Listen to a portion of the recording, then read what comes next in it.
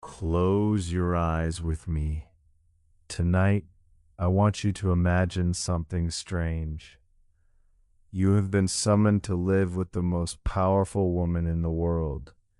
You are a young lady of good family, and a letter has come, a letter that changes everything. You are to go to court. You are to enter the household of the queen herself, to become one of her ladies, to live within the gilded walls of the royal palaces, at the very center of the greatest empire the world has ever seen. Your family is overjoyed. It is the highest honor a young woman could hope for. People will speak of it for the rest of your life.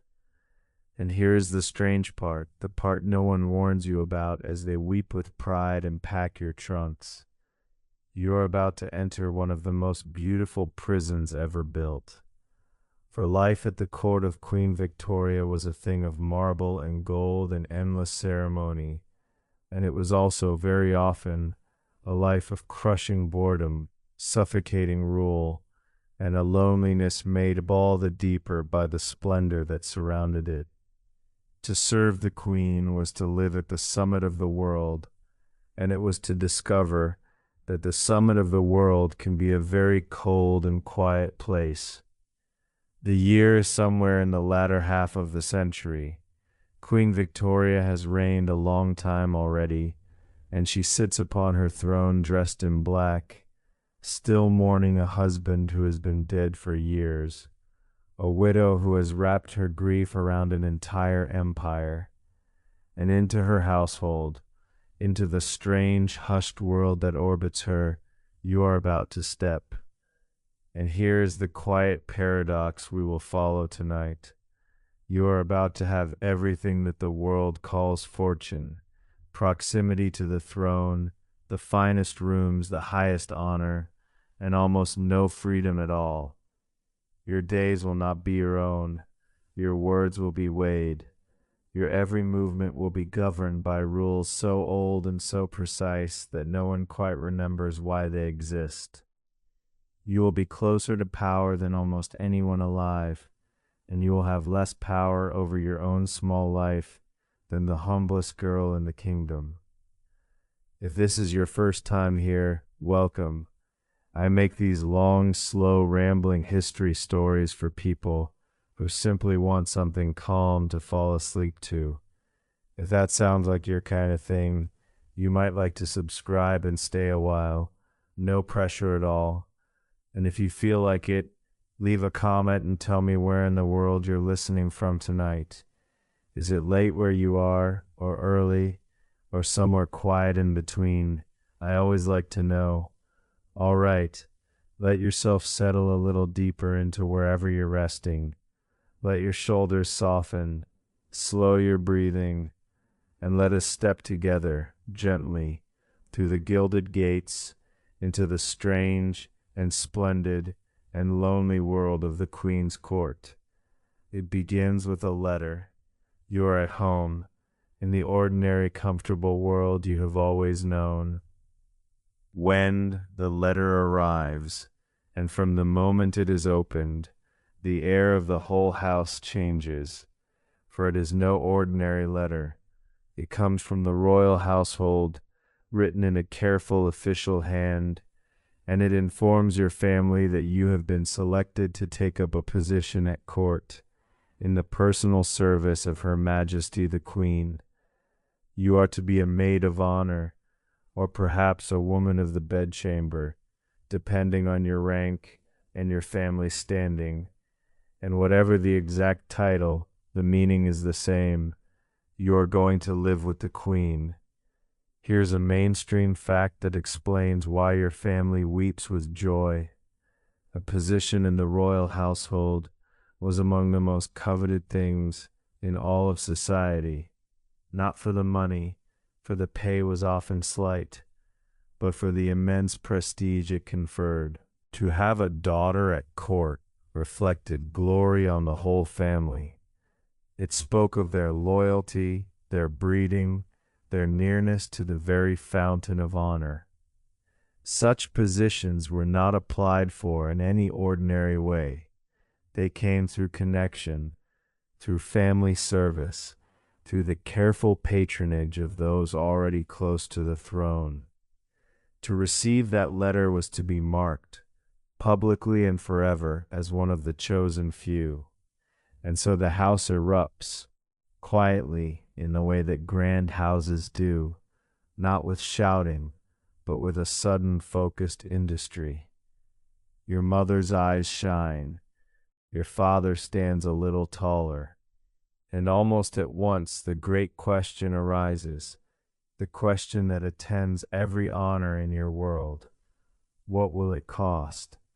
For going to court meant a wardrobe fit for a palace. In that wardrobe you'd be ruinous.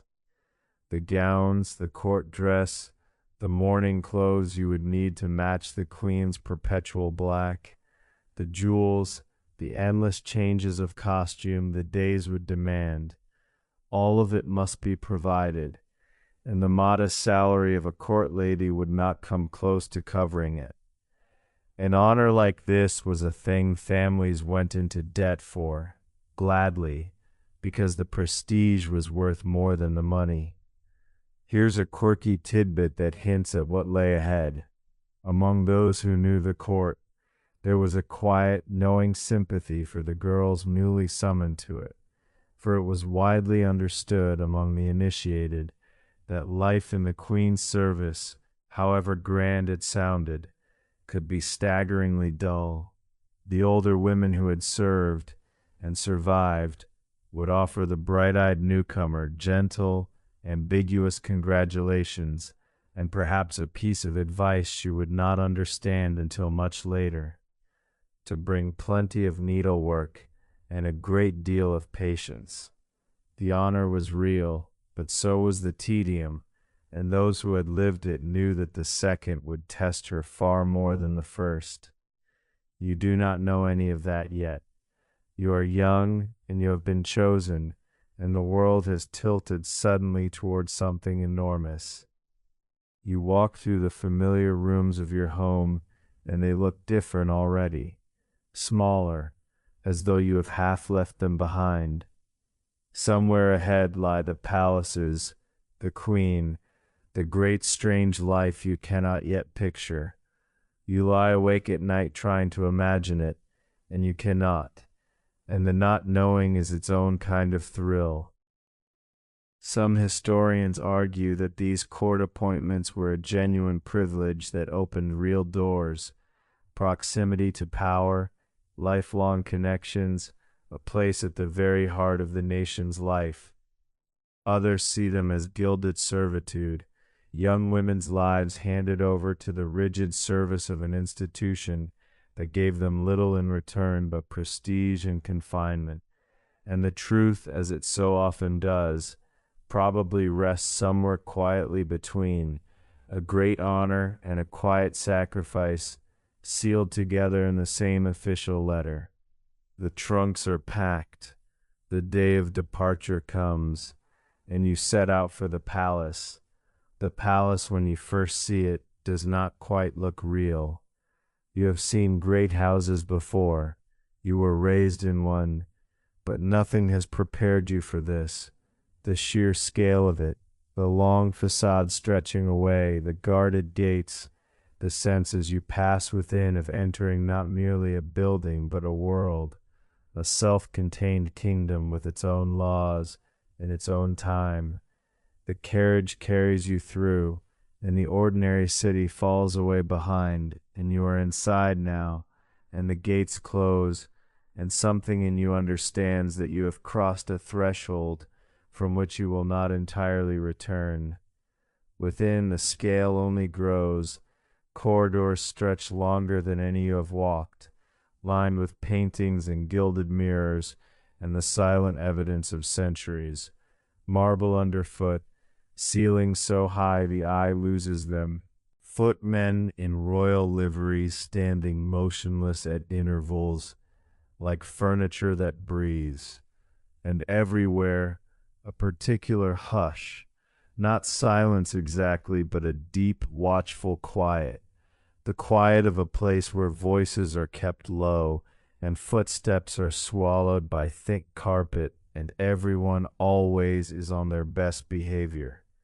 Here's a mainstream fact that surprises people about palace life. For all their staggering grandeur, the royal palaces could be surprisingly cold, drafty, and uncomfortable to actually live in.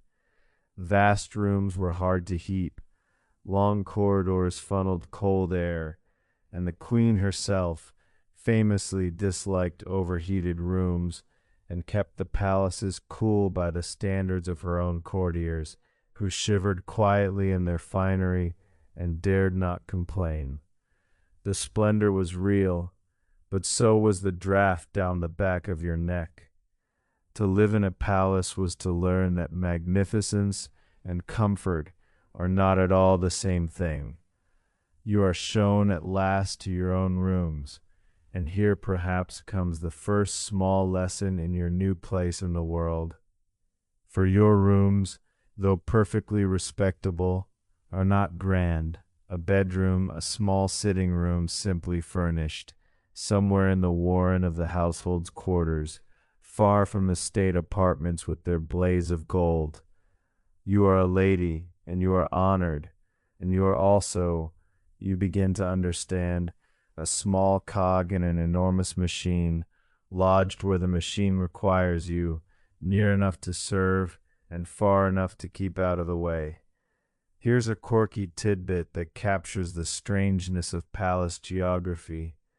The royal residences were so vast and so warren-like that newcomers routinely became lost in them, wandering identical gilded corridors in search of a room they could not find, too proud or too frightened to ask, and the household had its own intricate internal geography of status, written into the very floor plan, how close your rooms lay to the queen's, which staircase you might use, which doors were open to you, and which forever closed, all of it a precise map of your importance, which you learned to read, anxiously as you learned to find your way.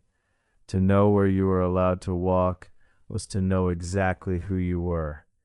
That first night you lie in an unfamiliar bed in an unfamiliar room in the heart of the palace, and you listen to the strange sounds of it settling around you, the distant footsteps, the far-off closing of a door, the deep institutional quiet. You are here. You have arrived at the summit of the world, and you feel beneath the wonder the first cold touch of how very far from home you are. Some historians argue that to live within the royal household was a singular privilege, an intimacy with history and power granted to almost no one.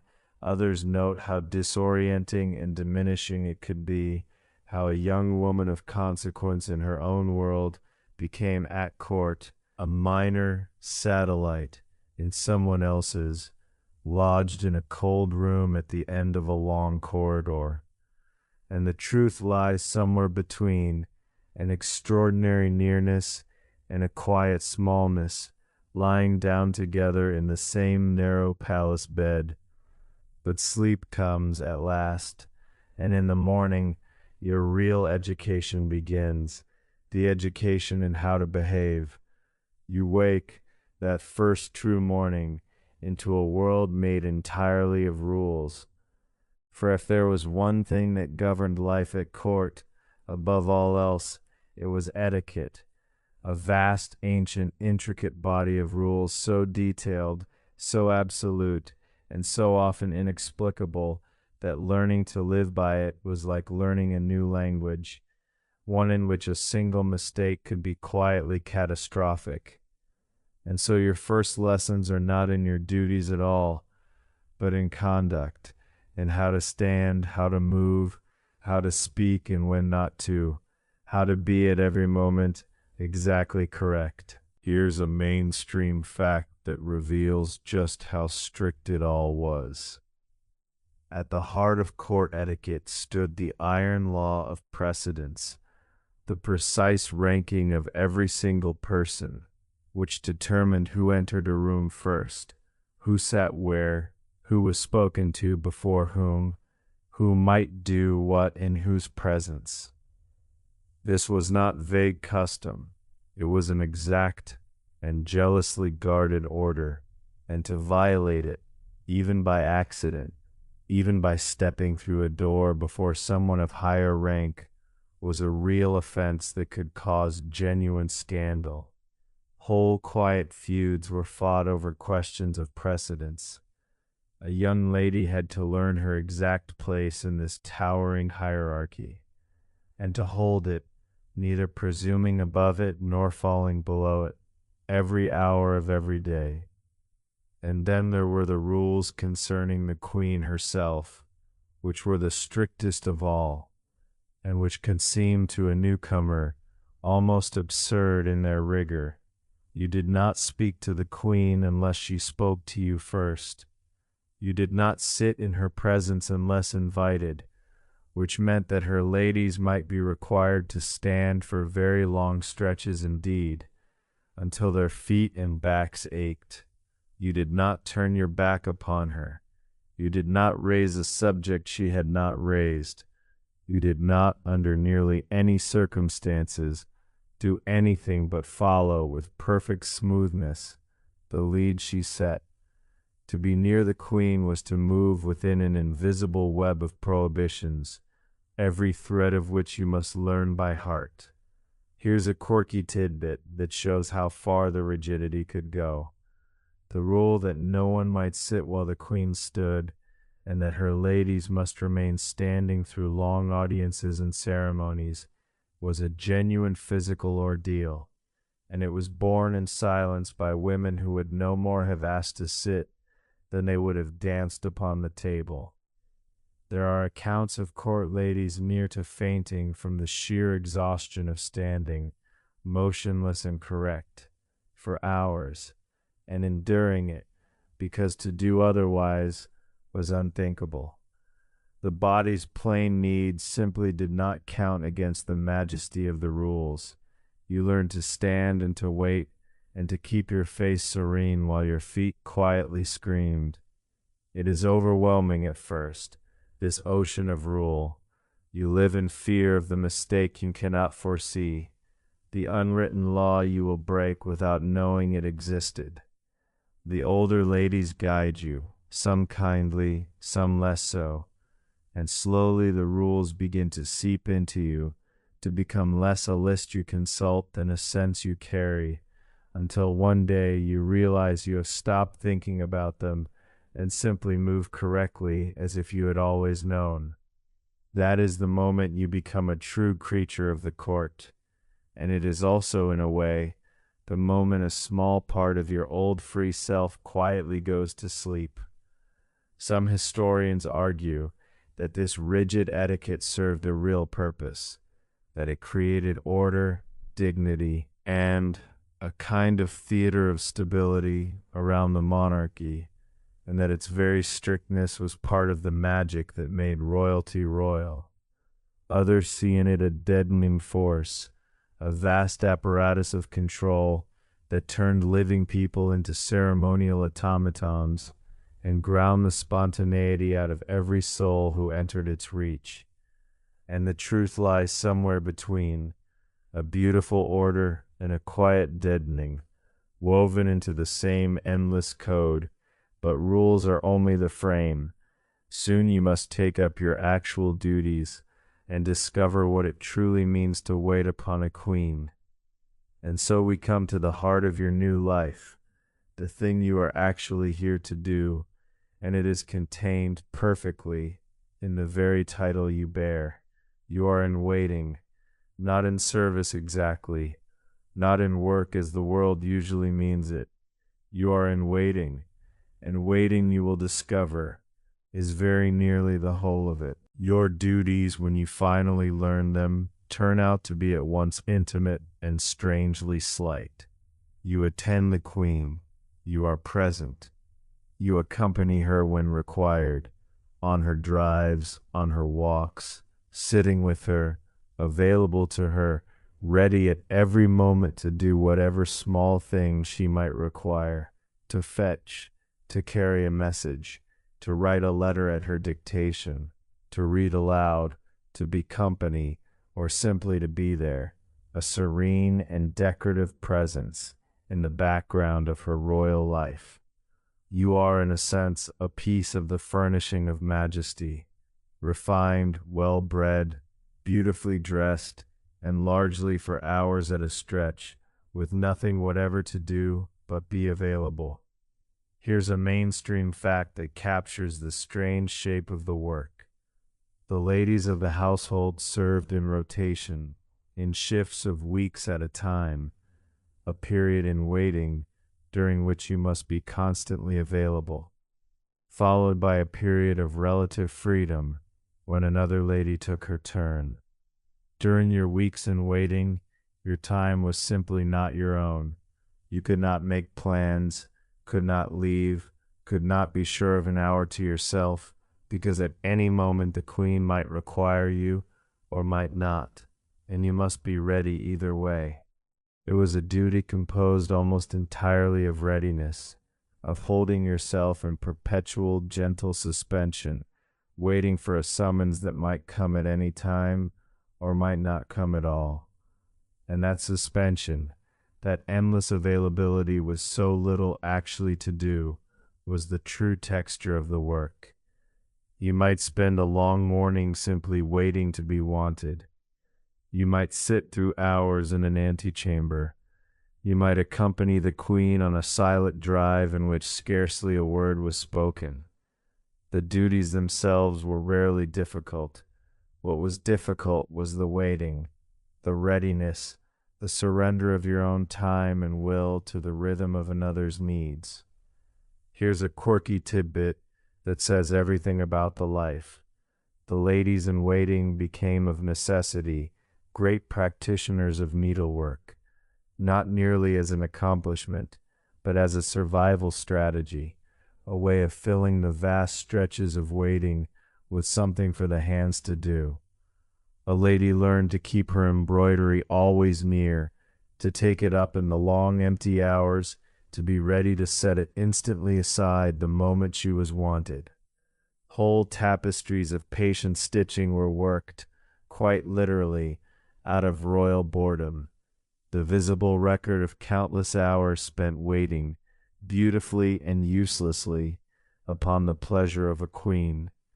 So you learn to wait. You learn the particular patience the life demands, the art of being perpetually ready and perpetually idle at once. And in the waiting, slowly, you come to understand the deepest truth of your gilded position, that you have given over your time, the one thing that was truly yours, in exchange for nearness to the throne.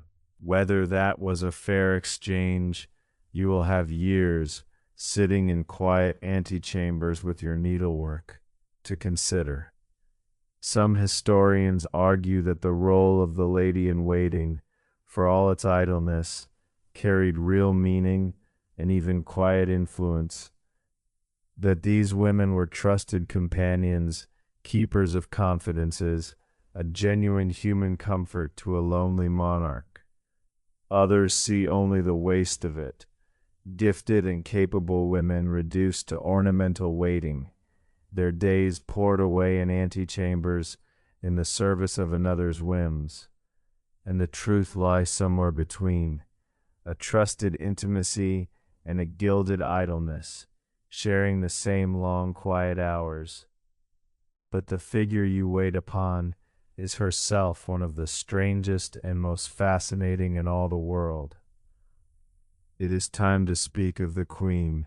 That is the first thing nearly everyone noticed on first truly seeing the queen, that this woman whose name was stamped upon half the map of the world, whose face was on the coins and the stamps, who ruled an empire of hundreds of millions, was in person a small, round, quiet figure, dressed from head to foot in unrelieved black. The most powerful woman on earth, and she looked at first glance like nothing so much as a somber, watchful little widow, which of course is exactly what she was. Here's a mainstream fact that hangs over the whole of her later court. The queen was in mourning, and had been by the time you joined her for many years, and would remain so for the rest of her long life. Her beloved husband, the prince consort, had died, and her grief had been so total, so consuming, that she had withdrawn from much of public life and wrapped herself and her entire household in perpetual mourning. She wore black until she died. She kept his rooms exactly as they had been in his lifetime, and the whole court, the whole strange hushed world you now inhabited, was shaped around the gravitational pull of one woman's endless, unhealing sorrow. To serve her was to live inside that grief. The mood of the court took its color from her mood, and her mood was, very often, heavy. There was a deep and genuine melancholy at the center of everything, a sense of a household perpetually in the shadow of a death that had happened long ago and yet had never quite finished happening. You learned to be quiet, to be gentle, to match the subdued and serious tone she set. Laughter did not come easily in those rooms. Gaiety felt almost like a transgression. And yet she was not simply sad, and to think her only a weeping widow would be to mistake her entirely. She was also formidable, strong-willed, sharp, possessed of a powerful temper and an iron sense of her own position. She could be warm, even girlish with those she trusted. She could be glacial and crushing with those who displeased her. She had decided opinions on everything, and expressed them with the absolute confidence of a woman who had been a queen since she was 18. To serve her was to navigate a powerful and complicated human being, one moment melancholy, the next imperious, and to do it always within the iron frame of the etiquette that surrounded her like a wall. Here's a quirky tidbit that reveals her contradictions. For all her somber grandeur, the queen had surprisingly homely, even simple tastes. She disliked overheated rooms and grand pretension, loved plain Scottish landscapes and plain Scottish people, kept detailed diaries, sketched, and could be touchingly informal in private with those she loved. The woman who terrified prime ministers might, in her own sitting room, be cozy, opinionated, and almost ordinary. The court that surrounded her with such crushing ceremony enclosed at its very center a small widow who often wanted nothing more than a quiet evening, a faithful dog, and the company of someone she trusted. The grandeur was the shell, the grief and the homeliness were the kernel. So you serve her, this strange, small, powerful, sorrowful woman, and you come over the long hours to know her moods as a sailor knows the weather, when to approach and when to keep still, when warmth is wanted and when only silence will do. It is the central skill of your whole life now, the reading of one human heart, upon which everything in your world depends. Some historians argue that Victoria's long mourning was a genuine and moving testament to a great love, and that the melancholy court it created had its own dignity and depth. Others see in it a kind of tyranny of grief. One woman's refusal to be consoled, casting a pall over an entire household, and depriving her ladies of any lightness for decades. And the truth lies somewhere between, a great love and a long shadow, filling the same black-clad rooms. But around this somber center, the court still kept its elaborate daily rhythm, and you must learn that rhythm too. The court ran to a timetable as fixed and as solemn as the movements of the stars, and your days, once you had learned them, unfolded with a rhythm that scarcely ever varied. The morning began quietly, each member of the household keeping to their own rooms until the day's machinery slowly engaged. There would be breakfast, though not for the ladies, with the queen as a matter of course. There would be the long business of dressing correctly for the day's requirements. And then the waiting would begin, the holding of oneself in readiness, the consulting of the day's known fixtures, the slow turning of the household toward whatever the queen's program required. Here's a mainstream fact about the strange clockwork of it. The queen was a creature of intense and unvarying routine, and the whole court bent itself to her habits. She rose, worked, walked, drove, dined, and retired at her appointed times, and the household arranged itself around these fixed points like iron filings around a magnet. There was a deep, almost monastic regularity to it. The same hours, the same forms, the same sequence, day after day after day. For the queen who found comfort and control in routine, this was soothing. For a young lady in waiting, the unvarying sameness could become, over the weeks and months, a kind of slow, exquisite torture, each identical day folding into the next, until time itself seemed to thicken and slow. A central fixture was the queen's daily drive or walk, for she believed firmly in fresh air, in all weathers, and her ladies must accompany her. You would go out with her into the grounds, or further afield in the carriage, often in considerable cold, for she liked the air bracing and cared little that her companions shivered. These outings could be near silent, the queen lost in her own thoughts, her lady beside her saying nothing unless spoken to. Or they might be the occasion for a long monologue, the queen talking, while you listened and agreed. Either way, your part was the same, to be present, attentive, agreeable, and serene. Here's a quirky tidbit that reveals the rigidity at its most extreme. The household's days were so governed by the queen's habits that even the most basic human comforts waited upon her. The fixed hours could not be moved, the routines could not be varied, and the entire apparatus of the court, dozens upon dozens of people, organized its whole existence around the unchanging clockwork of one woman's day.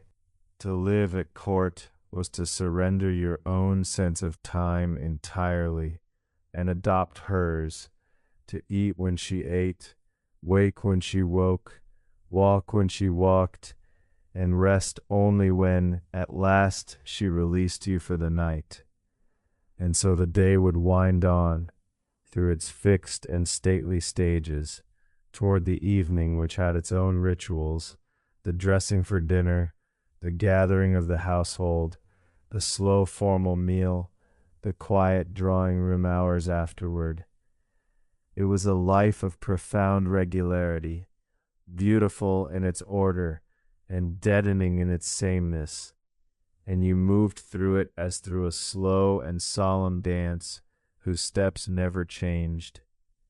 Some historians argue that this rigid routine was the secret of the queen's extraordinary endurance and productivity, that the unvarying frame gave her the stability to reign, grieve, and govern across an astonishing span of years. Others see the same routine as a gilded treadmill for those around her, a life of beautiful monotony that asked of her ladies a surrender of their own days to an endless, unchanging round. And the truth lies somewhere between a steadying order and a slow monotony, ticking together through the same unvarying hours. But of all the fixed points of the court day, none was stranger or more dreaded by a hungry young lady than dinner with the queen. Dinner at court was a magnificent thing to behold, and for those who actually had to sit through it, very often a small ordeal. And the reason why is one of the most famous and astonishing facts of Victoria's whole reign. The meal itself was splendid, of course, the long table gleaming with gold plate and crystal, the footmen in livery, the courses arriving in their stately sequence, the food prepared by skilled royal kitchens. To a stranger it would have seemed the height of luxury, but the household knew better, for the household knew the rule, the dreadful, immovable rule that governed every royal dinner, and that left many a courtier rising from the table still hungry. Here's a mainstream fact that astonishes nearly everyone who hears it. By the strict etiquette of the court, no guest could go on eating a course once the queen had finished hers. The moment Her Majesty laid down her knife and fork, every plate at the table was cleared away, whether you had finished or not, whether indeed you had scarcely begun. And the queen in her later years was known to eat very quickly. The result was a kind of quiet desperation running beneath the gilded surface of every royal dinner, a table full of elegant, hungry people, racing to get a few mouthfuls of each course down before the queen finished, and the plates vanished. Slow eaters, or those seated far down the table, who were served last, might rise from a magnificent banquet, having eaten almost nothing at all. Imagine it. You are seated at one of the grandest tables in the world. Before you is food of the finest kind, and you are eating as fast as dignity allows, one anxious eye on the small black-clad figure at the head of the table, because you know that the instant she sets down her fork, your plate, however full, will be whisked silently away. There is a particular comedy in it, and a particular misery, and every lady of the court knew both. Many learned to eat a little something in their own rooms beforehand, quietly, so as not to face the evening's grandeur on an empty and unfillable stomach. Here's a quirky tidbit that completes the picture. Because of this rule and the queen's brisk appetite, formal court dinners could be startlingly short. A magnificent multi-course banquet, dispatched in well under an hour, the diners rising still peckish from a table that had promised abundance and delivered haste. The greatest kitchens in the kingdom labored to produce feasts that were, for many at the table, barely tasted. It was luxury as performance rather than pleasure, the appearance of a great feast, with the reality of a hurried and often hungry hour. So you learn this rule as you learn all the others, and you adapt, as courtiers always do, eating quickly, eating beforehand, learning to find your nourishment around the edges of the ceremony rather than within it. And it becomes, over time, simply another of the strange facts of your gilded life, that you live amid endless plenty at one of the richest tables on earth, and are frequently, quietly, hungry. The cage was velvet-lined and gold-plated. It did not always feed you well. Some historians argue that rules like this, however absurd they seem, were the necessary machinery of monarchy, that the absolute precedence of the sovereign, expressed even in so small a thing as when the plates were cleared, was part of what set royalty apart and held the whole edifice together. Others see only the petty tyranny of it, a roomful of grown adults going hungry to satisfy a rule that served no purpose but to assert one woman's supremacy over the very forks of her guests. And the truth lies somewhere between a necessary majesty and a small absurdity cleared away together with the half-eaten plates. But the deepest shadow over the court was not hunger, nor boredom, nor rule. It was grief, and it had a name. To understand the court of Queen Victoria, you must understand that it was, in a sense, a household built around an absence, around a man who was no longer there, and yet was somehow more present than anyone alive. The prince consort had died years before, and the queen had never recovered, and never would. Her grief was not the ordinary grief that softens and fades with time. It was a permanent state, a way of life, the organizing principle of her whole existence, and it shaped the court around her in ways that were strange and haunting, and to a newcomer deeply affecting. Here's a mainstream fact that captures the depth of it. The queen kept the prince's rooms exactly as they had been at the moment of his death, and she had them maintained so for the rest of her life. His clothes were laid out. Hot water was brought to his room each day for shaving, as though he might still rise and use it. His things remained where he had left them, untouched, dusted, preserved, a shrine to a life that had stopped, kept frozen against the passing of the years.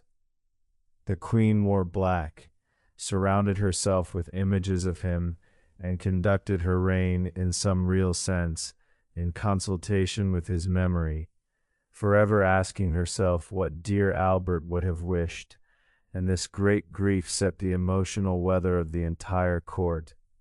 There was a hush, a heaviness, a sense of perpetual mourning that no amount of gold or ceremony could lift.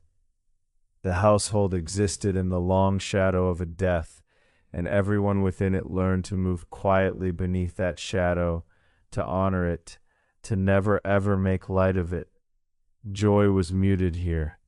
The queen's sorrow was the great fact around which all the smaller facts arranged themselves, and to serve her was to serve in part her unending memorial to the man she had lost. Here's a quirky tidbit, though a poignant rather than an amusing one, that shows how far the devotion went. The queen commissioned an enormous number of memorials, mementos, and images of the prince, statues, paintings, photographs, jewelry containing his likeness or a lock of his hair, whole monuments raised to his memory across the land.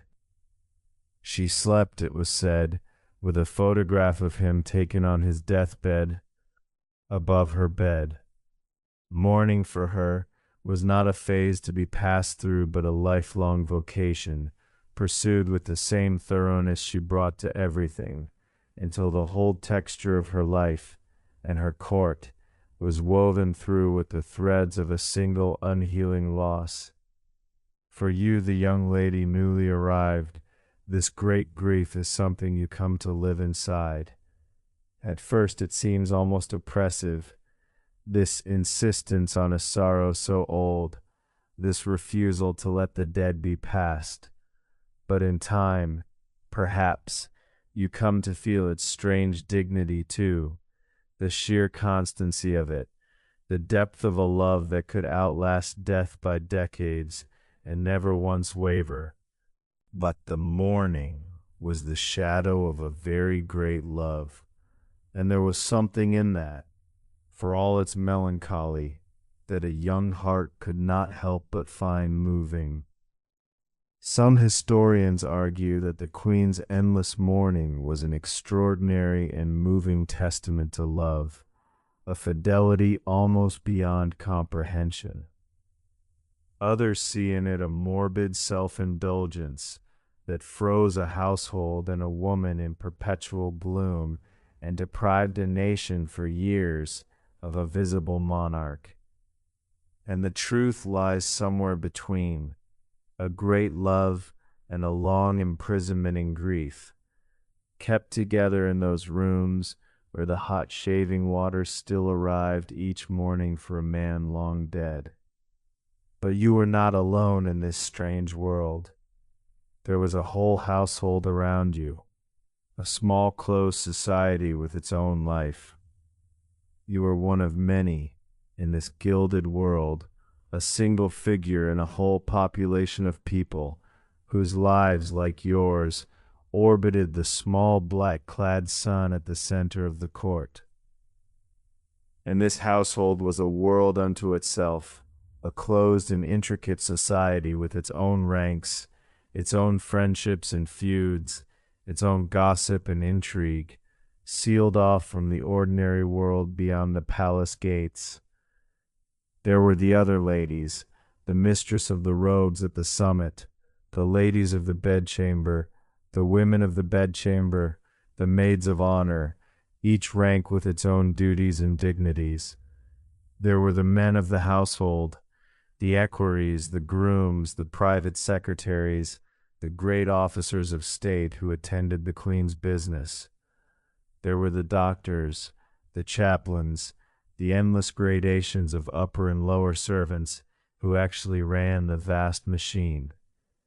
And all of these people lived together in the palaces in a kind of permanent enforced intimacy, a village of the privileged enclosed within marble walls. Here's a mainstream fact about the peculiar texture of this society. Because the household was so closed, so confined, and so idle for such long stretches, it developed all the intensities of any small isolated community, only heightened by the rarefied air of royalty. Friendships became deep and consuming, rivalries festered, small slights took on enormous weight, and gossip flowed like a quiet river beneath the ceremonial calm.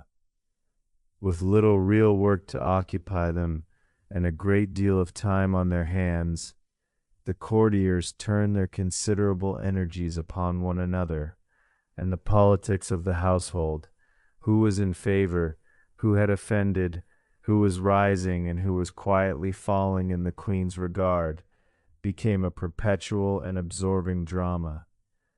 And over all these human currents presided the queen's own likes and dislikes, which were powerful and not always predictable. To be in favor was to bask in a warmth that made the whole life bearable. To fall out of favor, through some misstep or simply through the shifting of the royal mood, was to feel the cold close in, to find oneself subtly frozen out of the small kindnesses that made court life livable. Everyone watched the queen's moods with the intensity of sailors watching the sky, because everyone's small daily happiness depended upon them. Here's a quirky tidbit that reveals how singular the queen's favor could be. Victoria was capable of forming strong, unconventional attachments to particular individuals, sometimes to the bewilderment and disapproval of her grander courtiers, favorites who, regardless of rank, gained extraordinary access to her and a place in her affections that the high nobility might envy. The queen did as she pleased in her attachments, as in all things, and a person she trusted and liked might rise to a curious intimacy that cut clean across the rigid hierarchy of the court. It was a reminder, beneath all the iron etiquette, that at the center of it all was simply a human being, lonely and grieving, who attached herself to those who gave her comfort, whoever they happened to be. So you find your place in this strange village, make your friends and learn to avoid your enemies, attune yourself to the endless subtle weather of favor and disfavor, and become in time a true member of the closed little world behind the gates. It is a society like no other, privileged beyond measure, idle, intense, and sealed away from the ordinary life of the country it sat at the very heart of. Some historians argue that the royal household was a genuine community of loyalty and service, binding together remarkable people in a shared devotion to crown and country. Others see it as a hothouse of idleness and intrigue, brilliant people with too little to do turning inward upon one another in a sealed and airless world. And the truth lies somewhere between, a community of service and a hothouse of intrigue, enclosed within the same gilded walls. But beneath the gossip and the ceremony lay the court's deepest and most secret affliction, the one every courtier knew and none would name aloud, the boredom. Let us speak of it plainly then, the thing that no one at court would quite confess but that everyone felt, the boredom. For the court of Queen Victoria was, by wide and sorrowful agreement among those who lived there, one of the dullest places in the entire kingdom. And the dullness was all the stranger, all the more exquisite, for the splendor in which it was wrapped. Picture the long evenings. The household gathered after dinner in the drawing room in the Queen's presence, and there they must remain, and there they must be agreeable, and there, very often, almost nothing happened at all. Conversation was subdued, for one could not be loud, could not be frivolous, could not raise unsuitable subjects, could not indeed do much of anything without reference to the Queen's mood and the Queen's wishes. People stood about, or sat when permitted, and made quiet, careful talk, and waited for the hour when the Queen would at last retire and release them. The evenings could stretch like years. Here's a mainstream fact that courtiers recorded again and again. Those who served at Victoria's court left behind a remarkably consistent testimony that the life, for all its honor, was crushingly, monumentally tedious.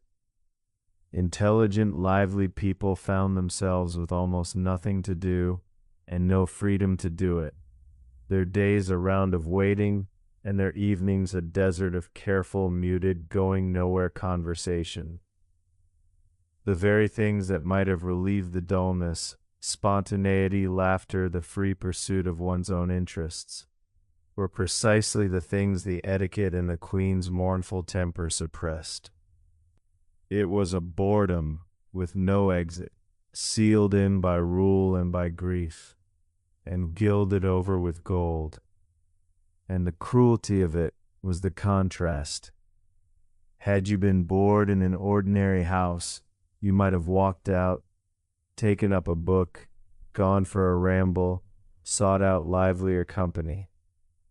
But here you were at the summit of the world, surrounded by every magnificence, and you could do none of those things, because your time was not your own, and your conduct was not your own, and the splendor itself was a wall.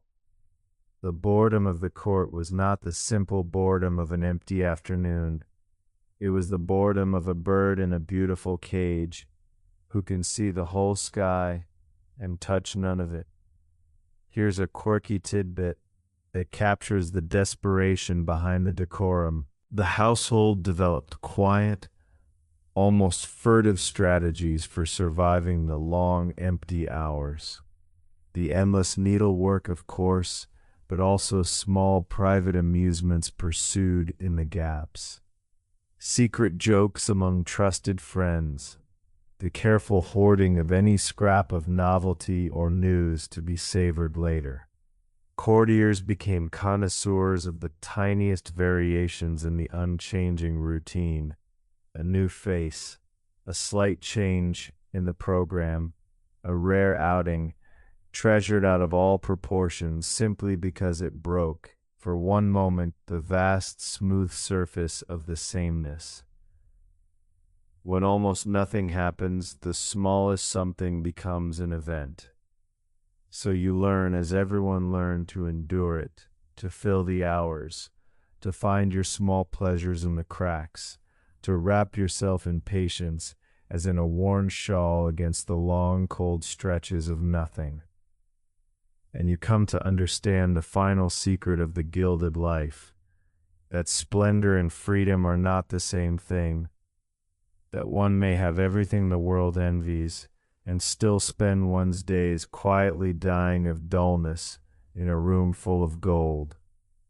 Some historians argue that the famous tedium of the court was simply the price of stability and dignity, that a monarchy must be solemn and unchanging, and that the boredom was the shadow side of a necessary grandeur. Others see in it a genuine waste of human life. Gifted people immured in idleness, their spirits slowly dimmed by a splendor that asked everything of them and gave them nothing to do. And the truth lies somewhere between, a necessary solemnity and a real waste, sharing the same long, silent evenings. But if the hours were empty, the wardrobe at least was full, and dressing for court was a world of its own. If there was one duty that never relented, one labor that filled the empty hours with a strange purpose, it was dress.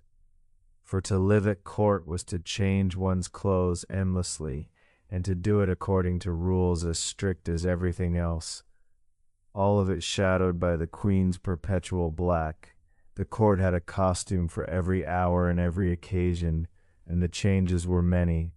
There was morning dress and walking dress for the queen's drives, and afternoon dress, and the grander dress required for dinner, and the full splendor demanded by any ceremony or state occasion. Each was governed by its own rules of fabric and cut and ornament. Each required the labor of dressing and the help of a maid, and a lady might change her entire costume several times in a single day, so that a great part of court life was spent simply being assembled and reassembled into the correct version of herself. Here's a mainstream fact that set the court apart from all the rest of fashionable society. Because the queen was in perpetual mourning, the whole court took its tone from her blacks and grays and subdued half-mourning colors. There were periods of full court mourning, declared for the deaths of royalty or important figures, during which everyone, the entire household, must wear unrelieved black, sometimes for weeks or months at a time. And even outside those periods, the prevailing palette of Victoria's court was somber, muted, restrained, a world of dark silks and quiet halftones, in deliberate harmony with the grieving woman at its center. To dress for this court was to dress very largely for a funeral that never quite ended. And so even the pleasure that dress might have offered was muted here. In another setting, a young woman's wardrobe was a field of color and display and self-expression. At Victoria's court, it was a field of careful restraint, of getting the gradations of mourning exactly right, of never being too bright, too gay, too noticeable, too alive. You learned the precise etiquette of black and gray, the rules of when full mourning gave way to half, the correct fabrics for grief, jet ornaments, dull silks, nothing that gleamed too merrily. Your wardrobe, expensive as it was a wardrobe of beautiful sorrow. Here's a quirky tidbit that shows how seriously it was taken. The rules of mourning dress were so precise and so strictly observed that whole industries existed to supply them. The correct black crepe, the proper jet jewelry, the exact fabrics permitted at each stage of grief. And at court, getting these gradations wrong was a real offense, a failure of respect and of breeding. A lady had to know, and to embody, the entire grammar of mourning, dressing her grief and the queen's grief with the same exactitude she brought to every other rule. Sorrow itself had a dress code, and at this court it was enforced. So you spend your hours among the dark silks, being dressed and changed and dressed again, a beautiful figure in beautiful mourning. Your wardrobe is splendid and as joyless as the court it served. And you come to feel the strange weight of it, that even the clothes on your back were enlisted in the great unending memorial that you wore another woman's grief upon your own young body, day after day after day. Some historians argue that the mourning culture of the court, however gloomy, expressed a genuine and dignified seriousness about death and loss that our own age has largely abandoned. Others see it as morbid excess, an entire household draped in another's grief, young women clothed in sorrow that was not their own. And the truth lies somewhere between, a dignified gravity and a morbid excess, stitched into the same black silk. But the court did not stay in one place. Like some great slow caravan, it moved, and the moving of it was a wonder in itself. Just when you had learned the geography of one palace, the whole court would pick itself up and move to another, for the queen divided her year among her several residences, and the entire household, hundreds of people, and a mountain of baggage, migrated with her, like some vast and stately flock, following the seasons. There was the great formal palace in the heart of London, used for the business of state and the grand ceremonies. There was the favorite castle, ancient and immense, where much of the year was spent. There was the beloved seaside retreat built to the prince consort's own design, where the queen could feel something almost like privacy. And there was the Highland estate, far away in the Scottish hills, which the queen loved above all the others, and to which the court decamped each year for a long northern sojourn. The royal year was a circuit of these places, and the household followed the queen around it, settling and unsettling, packing and unpacking, in an endless slow migration. Here's a mainstream fact about the sheer scale of these moves. Relocating the court was an enormous logistical undertaking, a small army on the march, everything required to sustain the queen and her household in the manner royalty demanded had to be transported. Not merely people and clothing, but furnishings, plate, documents, the whole apparatus of the royal life. Special trains were employed, vast quantities of luggage were marshaled, an army of servants labored for days to close one residence and open another. And it happened again and again throughout the year, the great machine of the court heaving itself from place to place in obedience to the queen's seasonal habits. For you, the lady-in-waiting, these moves were a mixed blessing. On the one hand, they broke the deadening sameness, offered new scenery, new rooms, the small excitement of travel and change. On the other, each new residence meant relearning everything: the layout, the local routines, where you were permitted to go, how the days were shaped in this particular place. And the periods of transition, the packing and the journeys, added their own labors and disruptions to a life already governed down to the minute. You became, like all the port, half nomadic, never wholly settled, your home always the wherever the queen happened to be. Here's a quirky tidbit that reveals the queen's own preferences shining through the grandeur. For all the magnificence of the great state palaces, the queen herself was happiest in the residences that felt least like palaces. The seaside house, and above all, the Highland estate, where life could be a little simpler, a little more private, a little more like the domestic idyll she had shared with the prince. The court following her found that its mood and its very texture shifted with the place, stiffer and grander in the state palace, softer and more relaxed in the country retreats. The queen's heart was in the simpler places, and where her heart was, the whole court breathed a little easier.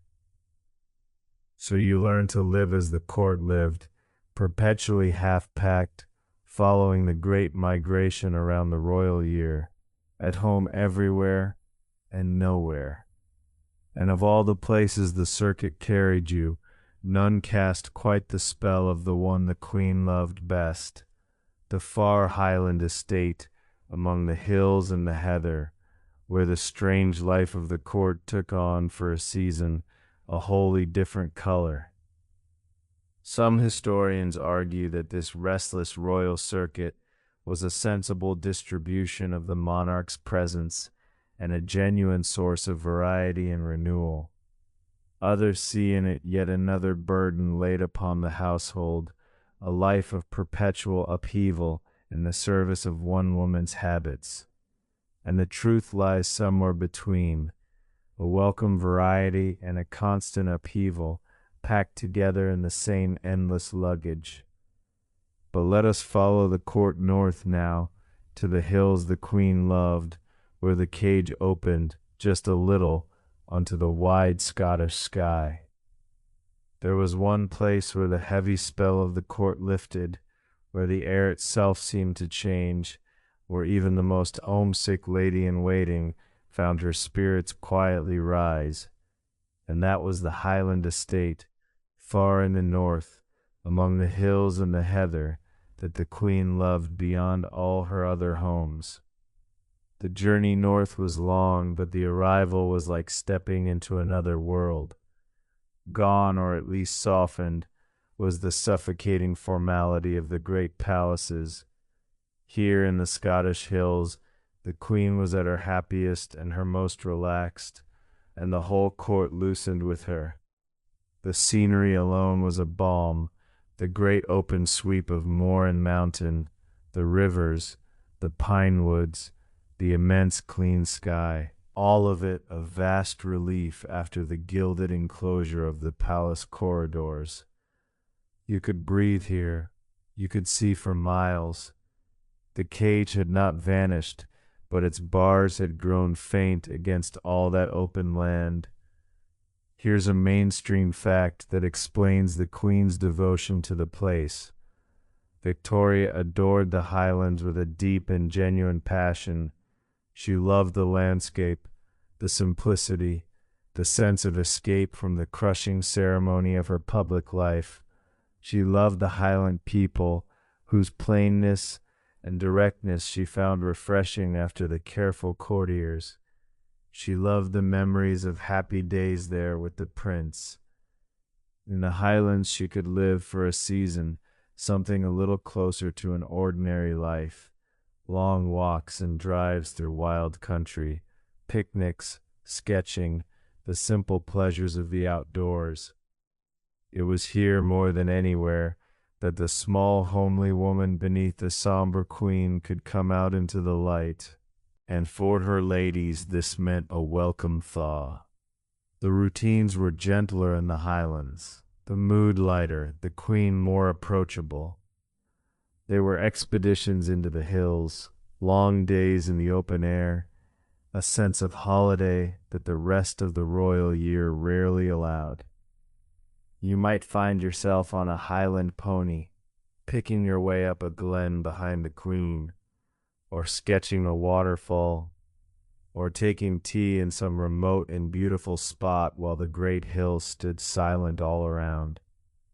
After the marble and the mourning, it was like coming alive again. Here's a quirky tidbit that captures the Queen's Highland enthusiasm. Victoria threw herself into Highland life with characteristic thoroughness. She took to Scottish customs, delighted in the local traditions and the Highland servants, kept detailed and affectionate journals of her northern days, and surrounded herself with the tartans and the imagery of the place she loved. She wanted in the Highlands to be a little less the remote empress and a little more the simple laird's wife, walking her own hills. The court, following her enthusiasm, found itself draped in tartan, and marched out into the weather, and learned to love, or at least endure, the Queen's rugged northern idol. So you treasure the Highland season, as the whole court did, the one stretch of the year when the gilded life opened onto something wide and free and green.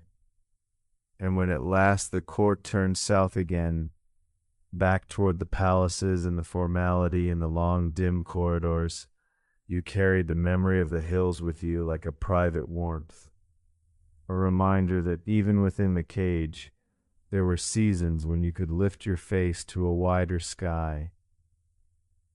Some historians argue that the Highlands were genuinely the making of Victoria's later happiness, a true refuge that sustained her through her long widowhood. Others note the irony that even her escape was an elaborate production, a whole court transplanted to play its simplicity among the heather. And the truth lies somewhere between a true refuge and a staged simplicity, resting together among the same northern hills. But the court could not stay in the hills forever. The great machine of monarchy called it back to its public splendor and to the grand ceremonies that were the court's most dazzling face.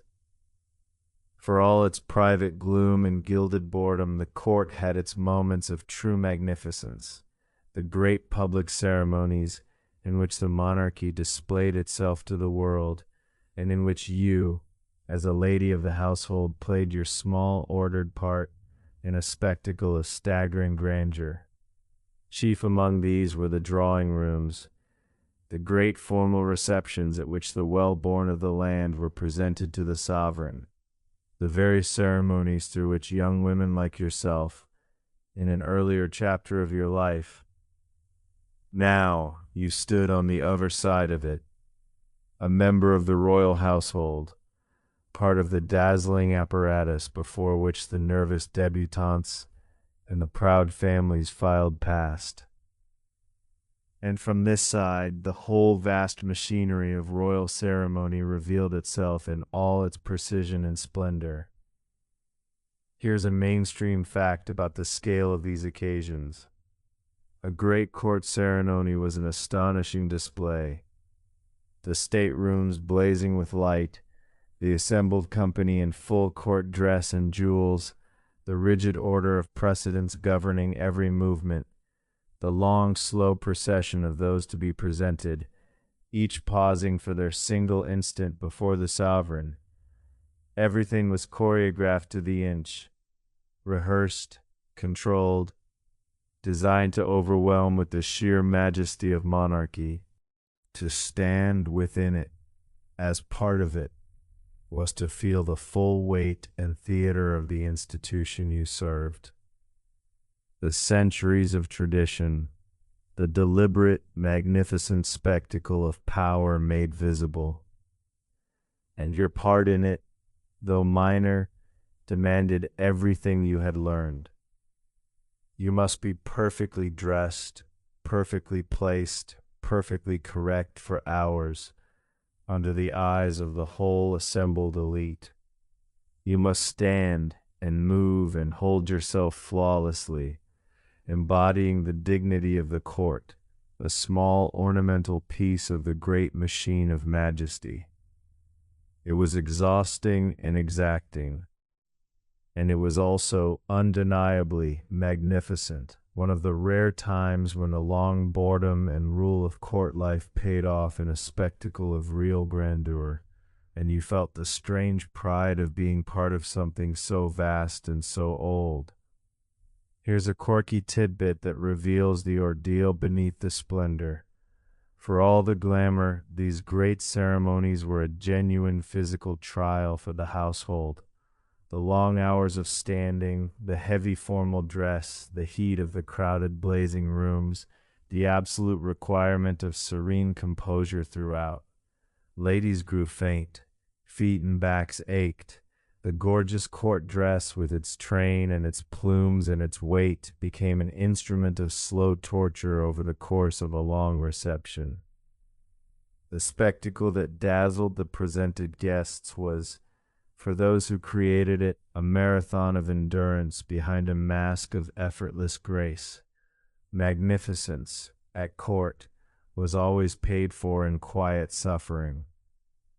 So you take your part in the great ceremonies and feel both the splendor and the strain of them, and understand a little better the strange bargain of your life, that the same institution which buried you in boredom and rule could also, on its great days, lift you into a spectacle of beauty and power unlike anything else on earth.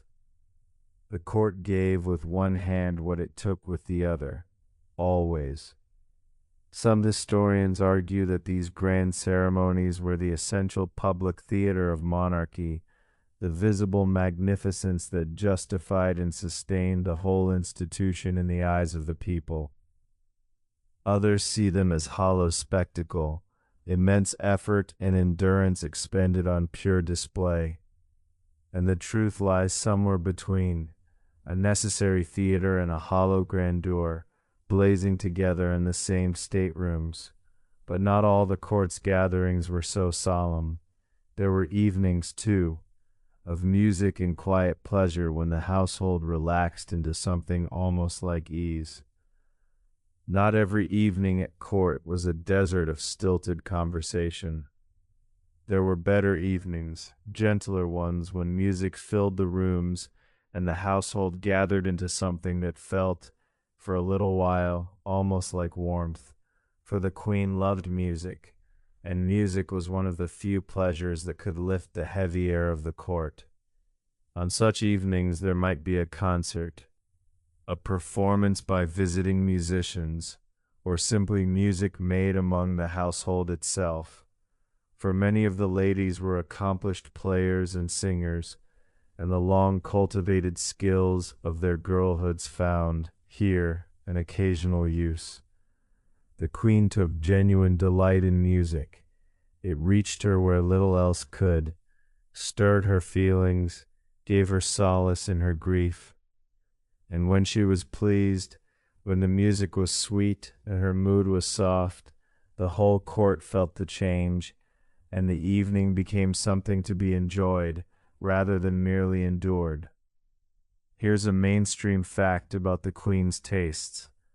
Victoria was deeply musical, with strong preferences and real knowledge. She had loved music all her life, had sung and played in her youth, and had shared a passion for it with the prince consort.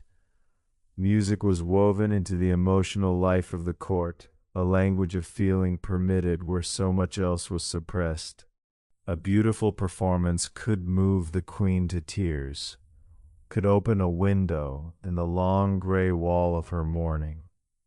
And the household treasured these evenings precisely because they were among the rare times when real emotion, real beauty was not only allowed but welcomed. And there were other quiet pleasures, too, that softened the court's long evenings. There was reading aloud, that staple of the age. There were games and gentle amusements when the mood permitted. There was, on rare and treasured occasions, something approaching real conviviality, when the queen was content and the company relaxed, and the gilded rooms filled with something like ordinary human pleasure. These evenings stood out against the surrounding dullness like lit windows in a dark street, and you learned to cherish them, to draw from them the warmth that had to last you through the long stretches of gray. Here's a quirky tidbit that shows how the court made its own entertainment. With so much time and so little to do, the household sometimes turned to elaborate amateur amusements, tableaux vivants, in which the company arranged themselves into living pictures of famous scenes, private theatricals, the careful staging of small spectacles for the queen's pleasure. These productions, lovingly mounted in the gaps of the court's idleness, were a way of turning the very boredom into something creative, of filling the empty hours with a shared and harmless project. The court, starved of incident, learned to manufacture its own, stitching small bright entertainments out of the long gray cloth of its leisure. So you come to live for these better evenings, the musical ones, the warm ones, the rare nights when the cage seemed to fill with light and feeling. They did not come often, but they came, and they were enough, sometimes to remind you why the life was bearable, to show you the human warmth that flickered, however faintly, beneath the marble in the morning. Some historians argue that the cultural life of the court, its music and its amusements, was a genuine refinement, a real grace woven through the formality. Others see these pleasures as thin relief, scattered bright moments in a life that was, on the whole, oppressively dull. And the truth lies somewhere between, a true grace and a thin relief, sounding together through the same evening air. But beneath all of it, the splendor, the music, the rare warm evenings, there ran in nearly every lady's heart a quiet ache that the court could never quite soothe, the longing for home. For all the honor, for all the splendor, there was an ache at the center of the lady-in-waiting's life that nothing in the palace could cure, and it was the simplest ache in the world. You missed home. You missed your family, your own rooms, your old freedom, the small, ordinary life you had left behind for all this gold, and the missing of it ran beneath everything, a quiet, constant undercurrent of homesickness that the magnificence only seemed to sharpen. For this was the strange truth of the gilded life, that being at the summit of the world could be profoundly lonely. You were surrounded by people, and yet your dearest ones were far away. You were honored above almost all young women in the land, and yet you could not simply go home when you wished, could not choose your own company, could not order your own days. The very grandeur that the world envied was, from the inside, a kind of exile, a beautiful banishment from the ordinary warmth of belonging. Here's a mainstream fact about how the ladies endured it. The lifeline, as it was for so many separated women of the age, was letters. The ladies in waiting wrote home constantly, pouring into their correspondence all the feeling, the homesickness, the small complaints and observations that the careful discretion of court life would not let them speak aloud. These letters, many of which survive, are among our richest windows into the real texture of court existence, and they are full again and again of longing for home, for family, for freedom, for an end to the gilded waiting. Behind the serene public faces of the Queen's ladies ran rivers of private homesickness, confided only to paper. And the periods of waiting made it worse, for during your weeks in waiting you could not leave, could not visit home, could not be sure of a single free hour. You served your time like a beautiful imprisonment, and counted the days until you would be released back to your own life, and then all too soon your turn would come round again, and back you would go into the gilded quiet, the waiting, the longing. The life was a rhythm of exile and reprieve, and the exile, however honored, was still exile. Here's a quirky tidbit that captures the bittersweet truth. Many ladies in waiting came, over the years, to feel a deep and genuine attachment to the Queen and to the court, and yet at the very same time to long achingly to be free of it.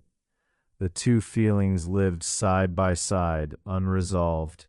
Real devotion and real captivity, love for the small sorrowful woman they served, and a desperate wish sometimes simply to go home and stay there.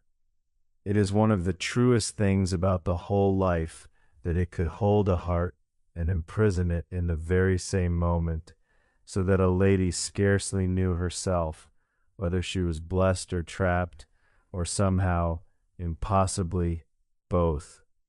So you carry the ache as they all did, and you write your letters home, and you count your days, and you serve, and you come to understand the final paradox of the gilded life, the one the hook promised at the very start of this long night, that you have everything the world calls fortune, and you would give a great deal of it, some lonely evenings, simply to be home again, in your own small room, free.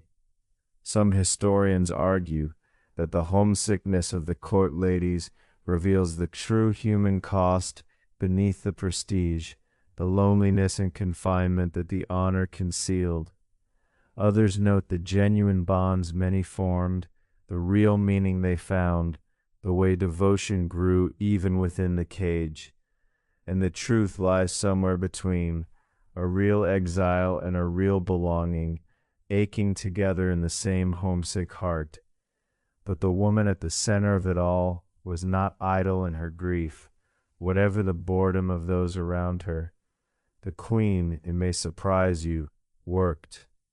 Here is something that the long boredom of the court could make one forget, that the small black-clad woman at its center was not merely a figure to be served and waited upon, but a working monarch who labored every single day at the real business of governing, and who did so with a diligence that never flagged across the whole vast length of her reign. For while her ladies waited and stitched and stifled their yawns, the queen sat at her desk and worked. The business of state came to her in a ceaseless stream, papers, dispatches, documents requiring her attention, her signature, her opinion. She read them, she annotated them, she corresponded with her ministers, received her prime ministers, kept herself informed of the affairs of an empire that circled the globe. Beneath the mourning and the routine and the famous dullness ran a current of genuine, relentless work, the daily labor of a woman who took her duty with the utmost seriousness and never once set it down. Here's a mainstream fact that reveals the iron beneath the widow's black. The Queen's official papers arrived in dispatch boxes, and she attended to them with unwavering regularity, no matter where the court happened to be. In the highlands, at the seaside, in the great palaces, the boxes followed her, and she worked through them. She had decided views on the questions of the day, expressed them forcefully to her ministers, and could be a formidable and demanding sovereign, far from the passive figure her perpetual mourning might suggest. The grief was real, and so was the boredom of her court, but so too was this, a working queen, at her desk, governing, and this gave the whole strange life a different shape when you understood it. The court was not idle because the queen was idle. The court was idle because the queen's work was hers alone, and required of those around her only that they wait and be ready and serve. The boredom of the household was the shadow cast by the intense private industry of one woman. While you waited with your needlework, she bent over her boxes. The same hours that emptied your days filled hers. Here's a quirky tidbit that shows her formidable will. The queen could be remarkably stubborn and exacting in her dealings with the great men who governed in her name. Prime ministers learned to handle her with care, to manage her strong opinions and her powerful moods. This small woman in black, whom the etiquette surrounded with such elaborate deference, was no mere figurehead nodding through the forms. She had real views, real influence, and a real and famous strength of will, and the men at the summit of public life ignored her wishes at their peril. The deference of the court was not entirely empty ceremony. At its center stood a genuine power. So you come to see her doubly, as the sorrowful widow whose grief shaped your days, and as the iron-willed working monarch whose labor justified the whole vast machine around her. And it deepens, somehow, your sense of the strange woman you serve, that beneath the black silk and the melancholy there beat the heart of a sovereign who never in all her long reign laid down the weight of her duty.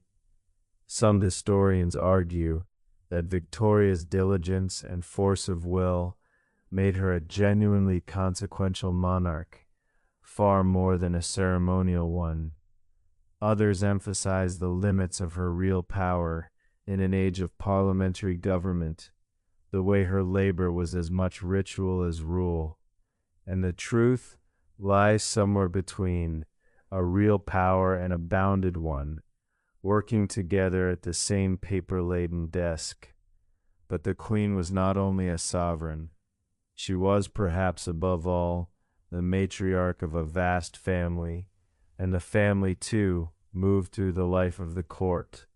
The court was not only an institution, it was also at its heart a family home, for the queen was the mother of many children, and in time the grandmother of a great brood that spread across the thrones of Europe. And the comings and goings of this vast royal family were woven through the life of the household. The royal children, and later the grandchildren, were a presence at court, visiting, residing, growing up in part within the strange gilded world you inhabited. There were family gatherings, christenings, weddings, the great dynastic occasions that punctuated the court's calendar. And there was, beneath the ceremony, the ordinary reality of a family, a mother and her grown children, with all the love and tension and complication that any family holds, only played out on the grandest possible stage, with the fate of dynasties riding on its marriages and its quarrels. Here's a mainstream fact about the reach of this family. Victoria's children married into the royal houses of Europe until the small woman in black at the center of your court became, quite literally, the grandmother of much of European royalty. Her descendants seated on thrones across the continent. The family gatherings at court were, in a sense, meetings of the future rulers of nations. The children playing in the royal nurseries would grow up to be kings, queens, emperors, their destinies bound together by the formidable matriarch who presided over them all. To serve at this court was to stand at the very fountainhead of a dynasty that would shape the history of a continent. And for the queen herself, family was the deepest thing of all. The great love of her life had been her husband, and her children and grandchildren were her enduring connection to him, the living continuation of the marriage that death had cut short. She watched over them, arranged their marriages, involved herself in their lives with the same force of will she brought to governing, a matriarch as formidable in her family as in her realm. The court, for all its grandeur, revolved around this domestic center, a widowed mother and grandmother, holding her scattered family together by sheer devotion across the distances of Europe. Here's a quirky tidbit that reveals the homely heart beneath the dynasty. For all the imperial grandeur of her descendants' marriages, the queen could be an intensely involved, opinionated, and even meddlesome mother and grandmother, showering her family with advice and instruction, anxious over their health and conduct, deeply enmeshed in the small domestic details of their lives. The woman who arranged the dynastic destinies of Europe also fretted over her grandchildren's diets and lectured her children on their behavior. Every inch the formidable family matriarch, The empire and the family were, for her, woven of the same cloth, and she presided over both with the same fierce, controlling love. So the family flowed through your court. The visits, the celebrations, the great occasions, the ordinary human drama of parents and children played out in gilded rooms. And it reminded you again of the truth at the center of the whole strange world, that beneath the institution, beneath the ceremony and the boredom and the rule, there was simply a family gathered around a small, strong, sorrowful woman who held them all. Some historians argue that Victoria's family network was a genuine force for stability and connection across Europe, a web of kinship binding the great powers. Others note the irony that this web of royal marriages would do nothing to prevent the catastrophes to come, and that the matriarch's controlling love could weigh heavily on her children. And the truth lies somewhere between a binding love and a heavy hand, gathered at the same family table. But the days at court, however filled with family or ceremony or work, were also days of faith, for this was a deeply religious age and a deeply religious court. Through all the days of the court, like a steady thread, ran the rhythm of faith, for the age was profoundly religious, and the queen was a woman of sincere and serious belief, and the observances of religion shaped the weak and steadied the soul of the whole household. Sundays at court had their own particular character, quieter and more solemn even than the ordinary days. There would be divine service, the household gathering for worship, the familiar words and hymns rising in the chapel or the chosen room. The day was kept with proper gravity. The usual amusements, slight as they were, gave way to a deeper stillness, and, for many of the ladies, this was no mere formality, but a genuine comfort, the one part of the week that spoke to something beyond the gilded round, that offered meaning and consolation amid the splendid emptiness of the court's days. Here's a mainstream fact about the Queen's own faith. Victoria's religion was real and sustaining, and it was bound up, like so much in her life, with her grief. Her faith gave her the framework within which she bore her great loss, the hope of reunion that made the long widowhood endurable.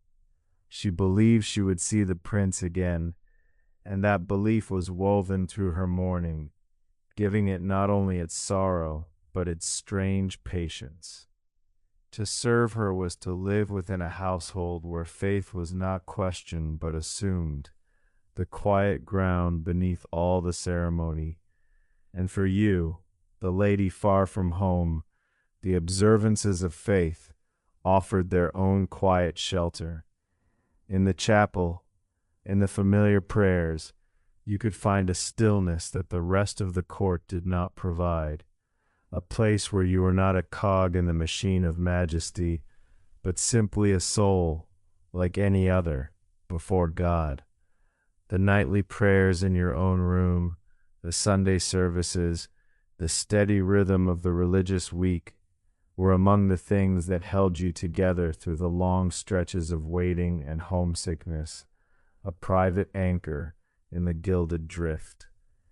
Here's a quirky tidbit that shows how seriously the day was kept.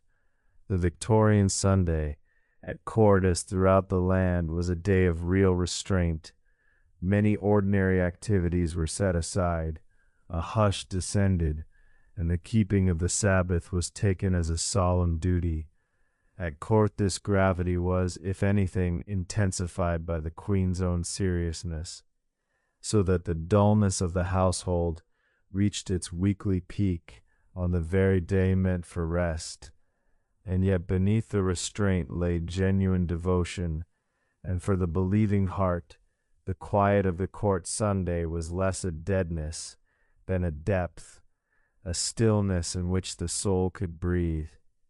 So the weeks turned on the steady wheel of faith, Sunday following Sunday, the prayers and the services marking the time, offering their quiet meaning to a life that otherwise could seem so empty. And you came to value them, those observances, as the still center of the turning court, the reminder that beneath the marble and the mourning, the same eternal questions touched the grandest queen and the humblest maid alike. Some historians argue that the deep faith of the Victorian court was a genuine source of strength, meaning, and consolation, the spiritual backbone of the age. Others see its Sabbath gravity as one more layer of the court's oppressive solemnity, and the truth lies somewhere between, a sustaining depth and a heavy solemnity kept together on the same quiet Sunday. But for all her sorrow and her solemnity and her faith, the queen had a warmer, homelier side, and nowhere did it show more clearly than in her love of simple living things. For all the grandeur that surrounded her, and all the grief that weighed upon her, the queen had a deeply homely heart, a love of simple, warm, living things. And to glimpse this side of her was to understand, suddenly, the ordinary woman beneath the somber majesty. She loved animals, and above all, she loved her dogs. Throughout her life she kept beloved dogs about her, doted on them, grieved them when they died, had them painted and memorialized, found in their simple devotion a comfort that the careful humans around her could not always give. To see the queen with a favorite dog at her feet was to see her at her most unguarded, the small woman who, beneath all the apparatus of empire, simply loved a faithful creature that asked nothing of her but her affection. The dogs moved through the court as privileged beings, and their presence softened, just a little, the gilded austerity of the rooms. Here's a mainstream fact about her homely tastes. Victoria's preferences in private ran consistently toward the simple and the cozy rather than the grand. She disliked excessive ceremony in her private life, preferred plain food, kept her rooms cooler and less ornate than her courtiers might have expected, and found her truest happiness not in the blaze of state occasions, but in quiet domestic pleasures, her family, her dogs, her sketching, her journals, the simple routines of a private woman. The empress who commanded a quarter of the globe wanted at heart much the same small comforts as any ordinary soul, and these homely touches were for the household a source of real tenderness toward the woman they served. It is hard to fear or to resent a small, sorrowful widow who weeps over a dead spaniel, who frets over her grandchildren's coughs, who delights in a plain highland landscape and a faithful old servant's blunt good sense. The homeliness humanized her, made the iron sovereign into a person one could care for, and many a lady in waiting found that her devotion to the queen was rooted less in awe of the monarch than in affection for the ordinary, vulnerable, deeply human woman beneath the crown. Here's a quirky tidbit that captures the contrast perfectly. The same woman before whom prime ministers trembled, and whose displeasure could freeze a courtier to the bone, might in her private hours be found cooing over a lapdog, sketching a hillside, or writing in her journal with the earnest enthusiasm of a girl.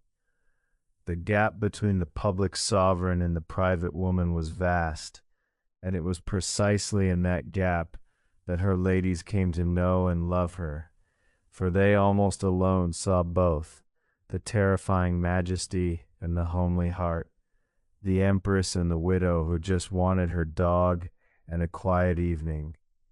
So you come to cherish these glimpses of the homely queen, for they are what make the whole strange life bearable and even sometimes dear.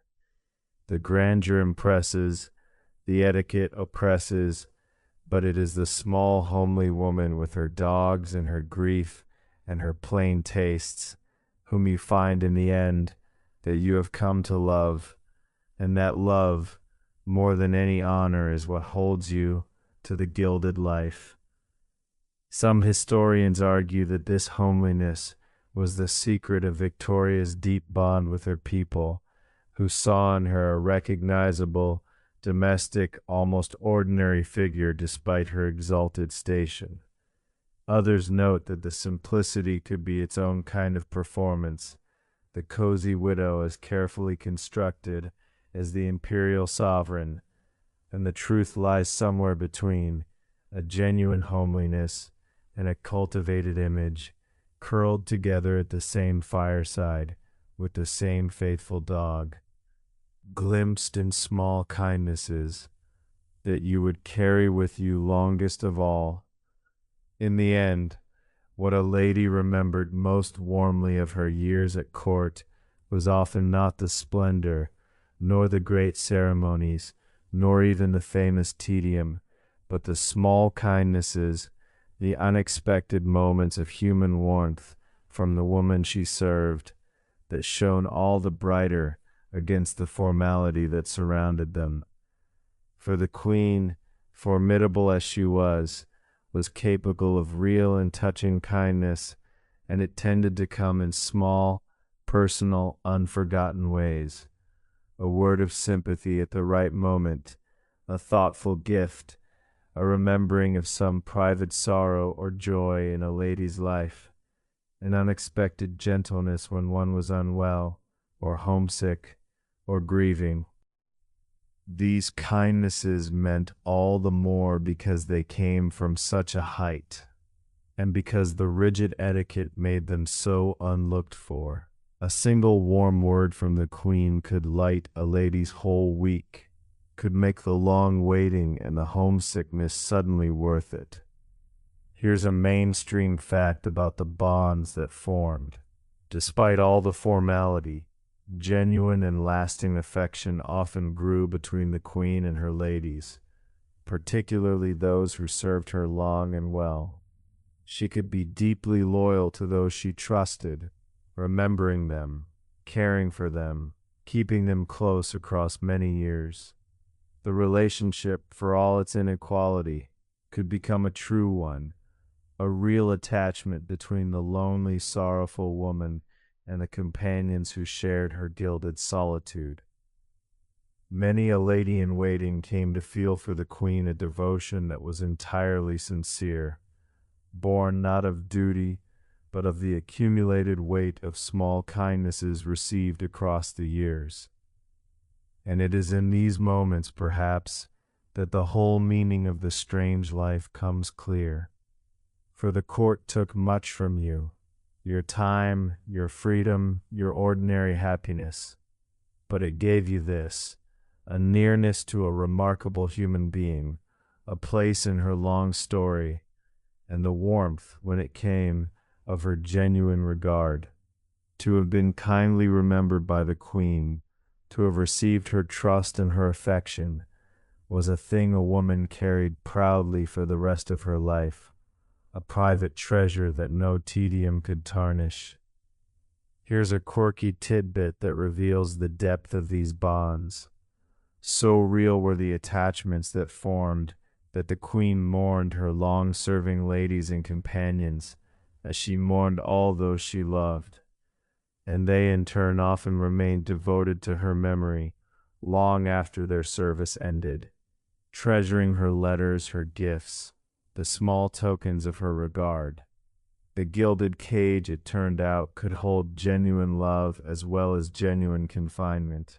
The same court that bored and constrained its ladies could also bind them through 1,000 small kindnesses in a devotion that outlasted the service and even the reign itself. So you gather these small kindnesses over your years at court, as a lady gathers pressed flowers in a book, the warm words, the thoughtful gestures, the moments when the small, sorrowful queen reached across the great divide of rank to touch you, simply as one human being to another. And you understand at last that for all its gilded confinement, the life gave you something real, a place beside greatness, and the warmth, hard-won and unforgettable, of a remarkable woman's regard. Some historians argue that these bonds of affection were the true reward of court service, a genuine human richness beneath a formality. Others caution against romanticizing relationships built on such profound inequality, and the truth lies somewhere between a true affection and an unequal bond, warming the same gilded rooms. But there was more to the life than its great themes. There were also its quieter textures, the gentler seasons, the small daily scenes that made up the real fabric of your years. Of all the residences in the royal circuit, there was one besides the Highlands that the Queen loved, and that the household came to cherish as a softer interlude in the year: the seaside retreat, the house built to the Prince Consort's own design, looking out over the sea, where the court could breathe a little more easily and the formality relaxed into something almost domestic. The approach to it away from the great state palaces already lightened the spirit. Here the air was salt and clean, the light bright off the water, the grounds green and gentle, sloping down toward the sea. The house itself, grand as it was, had been made as a family home rather than a state palace, and it carried still the imprint of the happier years, when the Queen and the Prince had built it together as a refuge from public life. To come here was to feel the court soften, the mourning lighten, just slightly, in the sea air. Here's a mainstream fact about why the place mattered so. This seaside house had been the Prince Consort's own creation, a project of his happiest years, and it remained saturated with his memory and with the Queen's tenderest associations. Here she had been, perhaps, as happy as she ever was. Here the family had lived, something close to an ordinary domestic idyll, with the children playing in the grounds and the sea close by. To return was to return to the heart of all she had loved and lost, and the place held for her a comfort found nowhere else. And for the ladies, the seaside season brought its own gentle pleasures. There were walks along the shore, the sound of the waves, the wide horizon after the enclosed corridors of the palaces. There was a sense of holiday, of the world opened up, of the long gilded confinement easing into something nearer to rest. You might sit with your needlework by an open window, with the sea breeze coming in and the gulls crying outside, and feel for a little while almost free. The cage was still a cage, but here by the sea, its bars seemed made of something lighter. Here's a quirky tidbit that captures the house's domestic charm. For all its grandeur, the seaside retreat had been designed for family life, with the comforts and the intimacies of a real home, rather than the cold magnificence of a state palace. A place where the Queen could be, more than anywhere but the Highlands, simply a woman in her own house by the sea. The court, transplanted there, found itself in a setting almost cozy by royal standards, and the ladies treasured the season for the breath of ordinary life it allowed, the nearest thing to a normal existence their gilded service ever offered. So you came to love the seaside season, as you loved the Highlands, those gentler interludes, when the heavy court grew light, when the sea and the open air loosened the long confinement, and the small, sorrowful Queen seemed for a while a little less sorrowful, walking her own grounds above the water she and her prince had loved.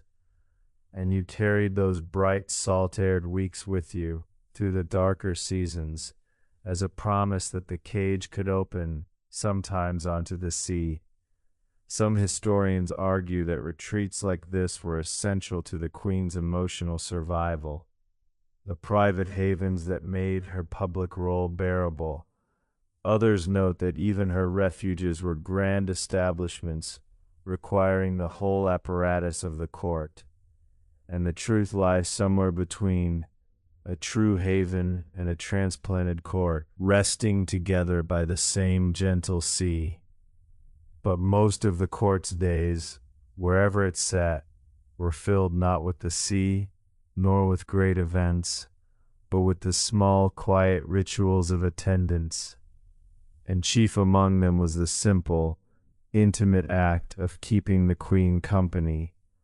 Among the gentlest duties of court life, and among the few that took you out from under the gilded ceilings into the open air, were the queen's daily drives and walks, for she was a great believer in fresh air and movement, and her ladies went with her out into the grounds and the country in a ritual that was, for all its constraints, one of the quiet pleasures of the life. The queen drove out nearly every day, in almost any weather, and to accompany her was both a duty and often a real relief. After the close, warm rooms and the long waiting, to be out in the open, moving through the great parks and grounds of the royal estates, or further afield into the country, was to feel the spirit lift. The drives might be near silent, the queen lost in thought, or she might talk, and you would listen. But either way there was the changing scene, the trees and the sky, the air on your face, the blessed sense of motion after the long stillness of the palace. Here's a mainstream fact about the queen's devotion to the open air. Victoria believed firmly in the healthfulness of fresh air, and kept up her drives and walks with iron regularity, regardless of cold or damp, to the frequent discomfort of her less hardy attendants. She would have windows open, rooms kept cool, and herself out in weather that her ladies found trying, for she was robust in her habits and expected the same endurance of those around her. To attend her on a raw afternoon's drive was to learn that the queen's notion of a pleasant outing did not always match one's own, and to bear the cold as one bore everything in serene silence. And the grounds themselves were a balm. The royal estates were beautiful, great parks, gardens, woods, all kept in perfect order, offering at every season their own quiet loveliness. To walk or drive through them was to move through a designed paradise. The long avenues, the still lakes, the flower gardens, the deer beneath the great old trees. For a lady worn down by the indoor confinement of the court, these grounds were a green sanctuary, a place where the eye could rest and the heart could ease, and the long gilded boredom gave way for an hour to simple natural beauty. Here's a quirky tidbit that shows the queen's eye for her surroundings. Victoria took genuine pleasure and interest in the gardens and grounds of her residences, noting the flowers, the changing seasons, the beauties of the landscape, recording them in her journals with real feeling. For all her grandeur and her grief, she retained a sincere and almost childlike delight in the natural world. A fine view, a bank of flowers, a beautiful evening, and her ladies, attending her on her drives, shared in these small daily communions with the beauty of the world, which were among the truest pleasures the court afforded. So you came to treasure the drives and the walks, the daily escape into the open air, The green grounds and the wide sky after the gilded rooms. They were a duty, yes, and sometimes a cold and trying one, but they were also a window, a breath, a reminder that beyond the palace walls the world turned on through its seasons, beautiful and free, and that you, for an hour each day, were allowed out into it. Some historians argue that these daily outings were genuinely health-giving and humane, a wise rhythm in the court's life. Others note that even fresh air came on the Queen's terms, in her weather, at her pleasure, and the truth lies somewhere between, a true breath of freedom and one more service rendered, taken together in the same open air. But the most intimate of all your duties happen not out of doors, but in the quiet of the Queen's own rooms, in the simple act of keeping her company through the long evenings. Of all the duties that fell to a lady-in-waiting, few were so intimate, are so revealing of the real woman behind the crown, as the quiet hours spent reading aloud to the Queen, or sitting in attendance through her private evenings, the small, close service of simple companionship. The Queen in her long widowhood was often lonely, and the company of her ladies filled the quiet hours. You might be called upon to read to her, from a book, a newspaper, letters, whatever she wished, your voice the only sound in the softly lit room, while she sat with her needlework or simply listened, the small black-clad figure attentive in her chair. Or you might simply sit with her, present and companionable, sharing the evening's quiet. These were the hours when the great gulf between sovereign and servant narrowed almost to nothing, when you were, for a little while, simply two women together in a quiet room at the end of the day. Here's a mainstream fact about the intimacy of this service. Reading aloud was a central feature of the age's evenings everywhere, and at court it became one of the ladies' regular and valued duties, a way of entertaining and comforting the Queen, of filling the long evenings, of providing the human company a lonely woman craved. To be the one chosen to read to her, to sit in that quiet intimacy, was a mark of trust and favor, and it allowed a closeness to the Queen that the formal duties never could. In those quiet reading hours, the etiquette softened, and something almost like ordinary friendship could breathe. And it was in these hours more than any other that you came to know her as a person, sitting close, reading to her, watching her face in the lamplight as she listened or spoke. You saw past the sovereign to the woman, her humor, her warmth, her sorrow, her sharp opinions, her sudden tendernesses. You learned what moved her, what amused her, what she grieved. The intimacy of the quiet evening, repeated over months and years, built between you and the Queen a real and particular knowledge, the knowledge of one human being for another, earned in the soft lamplit hours when the court fell away and only the two of you remained. Here's a quirky tidbit that captures the closeness. The Queen in these private hours could be a very different creature from the formidable sovereign of the daytime court, relaxed, talkative, even confiding, sharing her thoughts and memories with the lady who kept her company. The same woman whose displeasure could freeze a room full of courtiers might, in the quiet of her sitting room with a trusted lady, be gentle, reminiscent, almost ordinary, talking of the past, of the prince, of her family, in the unguarded way of the late evening. Those who shared these hours saw the Queen as few ever did, and treasured the seeing all their lives. So you came to value the quiet evenings above almost all your other duties, the reading aloud, the soft lamplight, the close companionable hours when you were nearest to the woman you served. They were the warm heart of the gilded life, the place where service became something deeper, where the long waiting found its meaning at last in simple human nearness.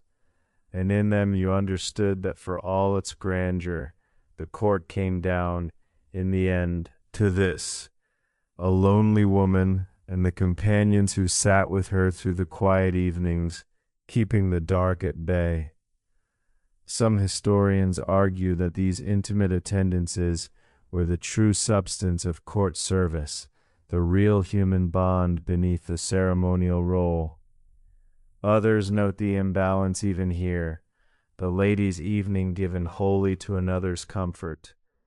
And the truth lies somewhere between, a true companionship and a service rendered, sharing the same lamplit quiet.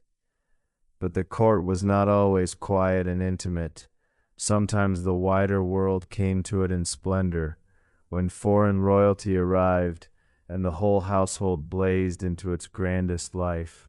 Now and again, the long routine of the court was broken by a great event that set the whole household humming with unaccustomed excitement. The visit of foreign royalty, when emperors, kings, or princes came to call, and the court roused itself to its fullest, most dazzling splendor. The preparations for such a visit transformed the household for days beforehand. Rooms were made ready, the grandest state apartments opened and aired.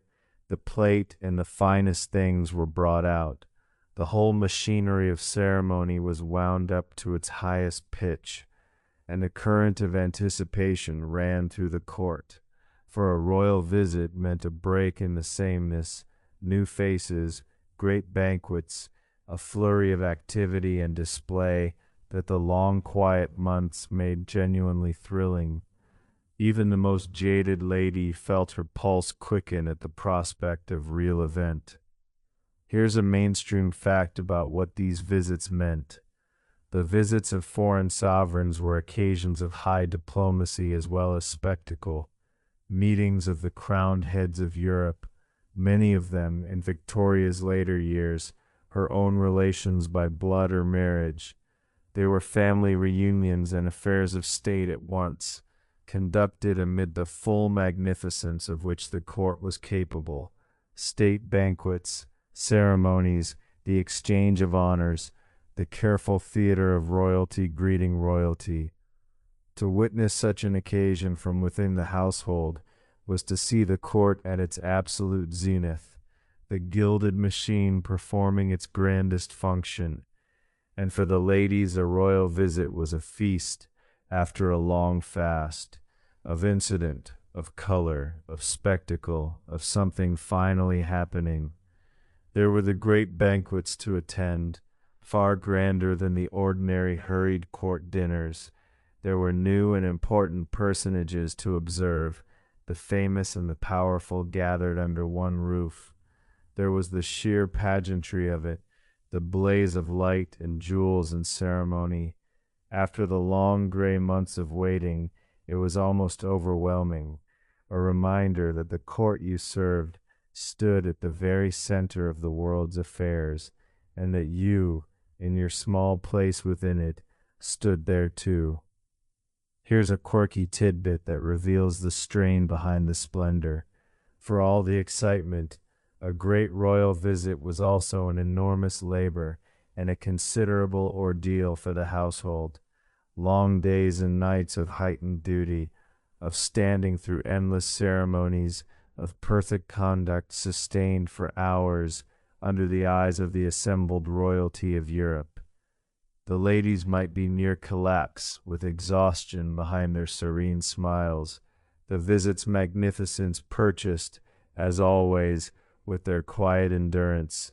The grandest occasions were the most tiring of all, and a lady might long by the end for the return of the dull, familiar routine she had so recently been desperate to escape. So the great visit would come and blaze and pass, leaving the court a little dazzled and a great deal wearier and the long routine would close over it again like water over a stone. But you carried the memory of the night the emperors came, of the banquet that blazed, of the time the wider world swept into your gilded enclosure and reminded you that you lived, however quietly, at the very heart of great events. But splendor was not the only visitor the wider world sent to court. Sometimes it sent grief. If there was one thing the court of Queen Victoria knew how to do above all others, it was to mourn, for mourning was woven into its very fabric, and now and again a death would come, in the family or among the great, and the whole household would descend into the deep, elaborate, all-enveloping rituals of grief that the age, and this queen above all, had raised almost to an art. When a death came that touched the queen, the change in the court was total and immediate. Full mourning would be declared, and at once the entire household put off its ordinary dress for unrelieved black, the deepest black, the dull crepe, the jet ornaments, every lady transformed into a figure of grief, whatever her own feelings. The court, already somber, grew somber beyond measure. The muted life grew more muted still. A hush deeper than the ordinary hush settled over the rooms. For a season, the whole gilded world became a house of mourning, and you moved through it draped in black, your very clothing enlisted in the general sorrow. Here's a mainstream fact about the elaborate machinery of grief. Victorian mourning was governed by rules as precise as any other part of court etiquette. The stages of mourning, full and half, the exact fabrics and ornaments proper to each, the lengths of time prescribed for grieving different relations, the whole intricate grammar of black. And at court, where the queen's own grief set the perpetual key, these rules were observed with particular rigor. A lady had to know them all, to dress her mourning correctly, to match her outward grief to the precise requirements of the occasion, for to err in mourning was as serious a fault as any at that grief-haunted court. And for the queen, each new death reopened the old one. Every loss, every funeral, every season of mourning called back to her the great loss that underlay her whole life, the death of the prince from which she had never recovered. She grieved each new sorrow doubly, through the lens of that first unhealing wound, and the court grieved with her, caught up in the deep tidal pull of her sorrow. To serve her through a season of mourning was to live very close to the heart of grief, to feel the weight of mortality settle over the gilded rooms, to understand that even at the summit of the world, perhaps especially there, death was the one sovereign before whom even queens must bow. Here's a quirky tidbit that shows how thoroughly grief was materialized. The age produced an entire industry of mourning, special warehouses that sold nothing but mourning clothes and goods, ready to outfit a grieving household at a day's notice. Mourning jewelry, woven from the hair of the dead, memorial cards, photographs, keepsakes of every kind. Grief was not only felt, but elaborately furnished, equipped, performed, surrounded with its proper objects. And nowhere was this culture of mourning more deeply rooted than at the court of the widowed queen, where the furnishings of grief were never entirely put away, only deepened when a fresh sorrow came. So you learned, as you learned everything, to mourn correctly, to don the black, to keep the hush, to match your outward grief to the rules, to share in the queen's deep and recurring sorrow. And the seasons of mourning, frequent as they were, became part of the rhythm of your gilded life. Dark tides that rose and receded, leaving the court a little heavier each time, a little more steeped in the sense of loss that was its deepest and most abiding note. Some historians argue that the elaborate mourning culture of the age gave real dignity and structure to grief, a wisdom about loss that our own age has lost. Others see in it a morbid excess, a society and a court half in love with death, and the truth, this last time, lies somewhere between a dignified gravity and a morbid excess, draped together in the same black crepe. And then the years at court, like all years, slipped by, and the young lady who had arrived so frightened became in time something else entirely. Time moves strangely at court. The days are long, each one slow and full of waiting, and yet the years somehow slip past with astonishing speed, until one day you realize that the frightened girl who arrived clutching her letter of appointment has become a seasoned creature of the court, who knows every rule by heart and has forgotten she ever did not. It happens gradually, this transformation, so gradually you scarcely notice it. The etiquette that once terrified you becomes second nature. The faces that were strangers become familiar, become friends, become, some of them, as dear as family. The routines that seem so strange become the very shape of your life. And the palaces, the corridors, the gilded rooms that once overwhelmed you become simply home, or the nearest thing to home you now have, for you have lived here longer, by now, than anywhere else. Here's a mainstream fact about the long arc of court service.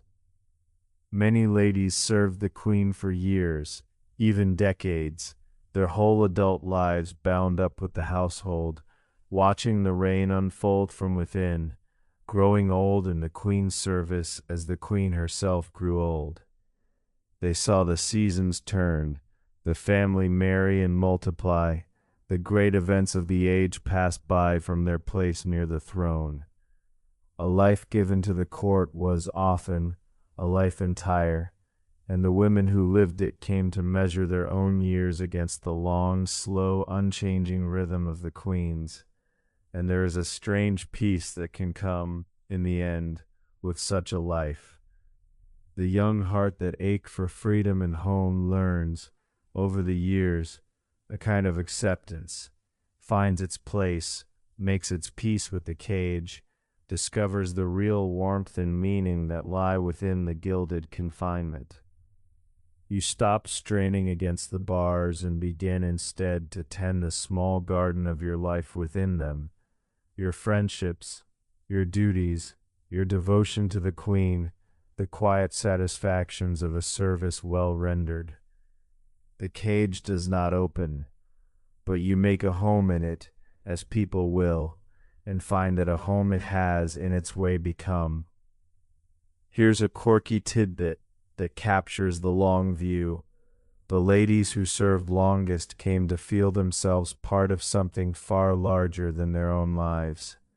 Keepers of a tradition, witnesses to history, small but real threads in the vast tapestry of a reign that would give its very name to an age. There was a quiet pride in that, earned across the long, dull years, to have stood near the center of the world through decades of its turning, to have served faithfully through the whole long story, to have been there. The boredom was real, but so was the sense, looking back, of having lived close to the great pulse of one's time.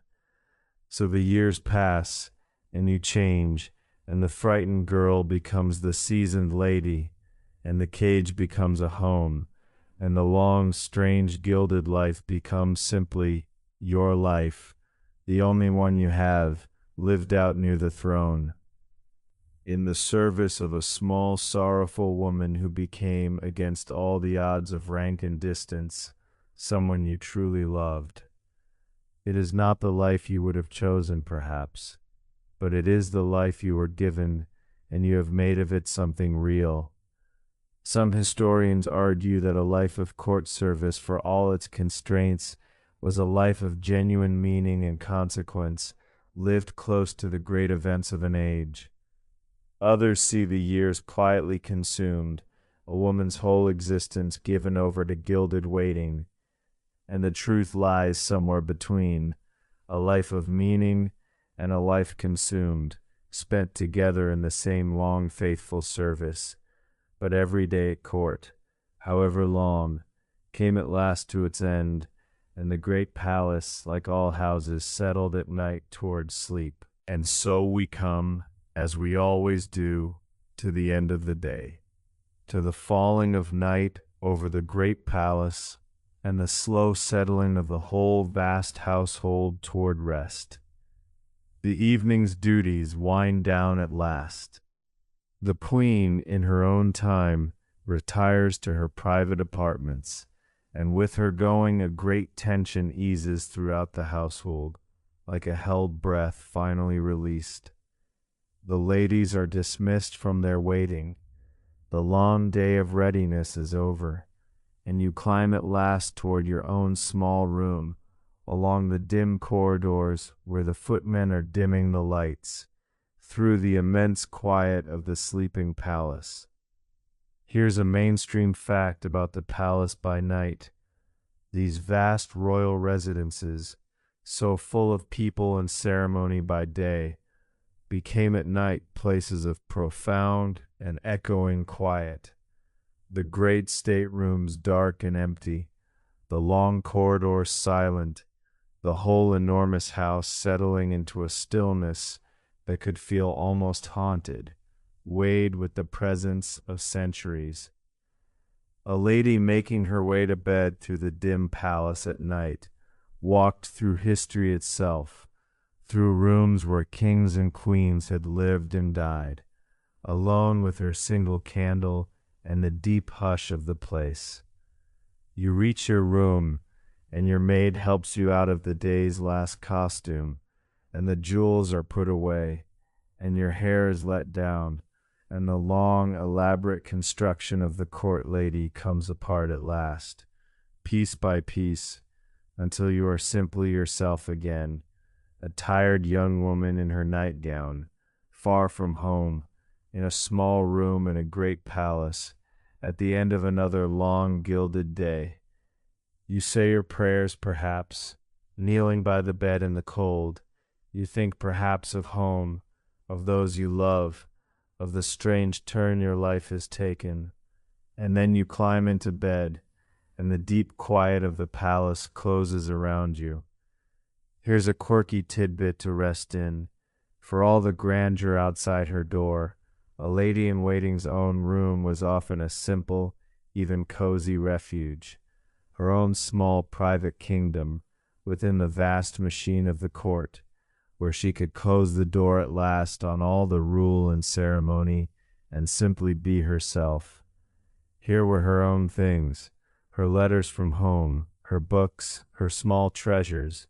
She was not a cog in the apparatus of majesty, but a person, private and free, if only for the few hours of the night. That small room, simple as it was the dearest place in all the palace to her, because it was the one place that was hers. So you lie in your narrow bed, in your small room in the heart of the sleeping palace, and the long day releases you at last. The waiting is over. The rules are set aside. The queen sleeps somewhere beyond the silent corridors, and the great household sleeps around you, and the vast gilded machine has wound down into stillness for the night. And you, released from it all, feel your tired body soften into the bed, and let the deep quiet of the palace carry you, slowly, down toward sleep. Some historians argue that the private hours were the lady's salvation, the small space of selfhood that made the gilded servitude endurable. Others note how little of her own life she truly had, even at the end of the longest day. And the truth, this final time, lies somewhere between a private freedom and a gilded service, resting together in the same quiet palace night. But these are questions for the waking world, and the waking world is very far away now. Let us leave the palace and the queen and the long-ago court and turn at last towards sleep. So let the story go now. Let the great palace and the small sorrowful queen and the whole gilded court all soften and fade like a candle burning low and going gently dark. You do not need them any more. They were only companions to walk you to the edge of sleep. Sleep is coming now, slowly, softly, like a tide rising over smooth sand, gathering a little and a little more, with no effort and no hurry, covering everything it touches in warmth and quiet. You do not have to reach for it.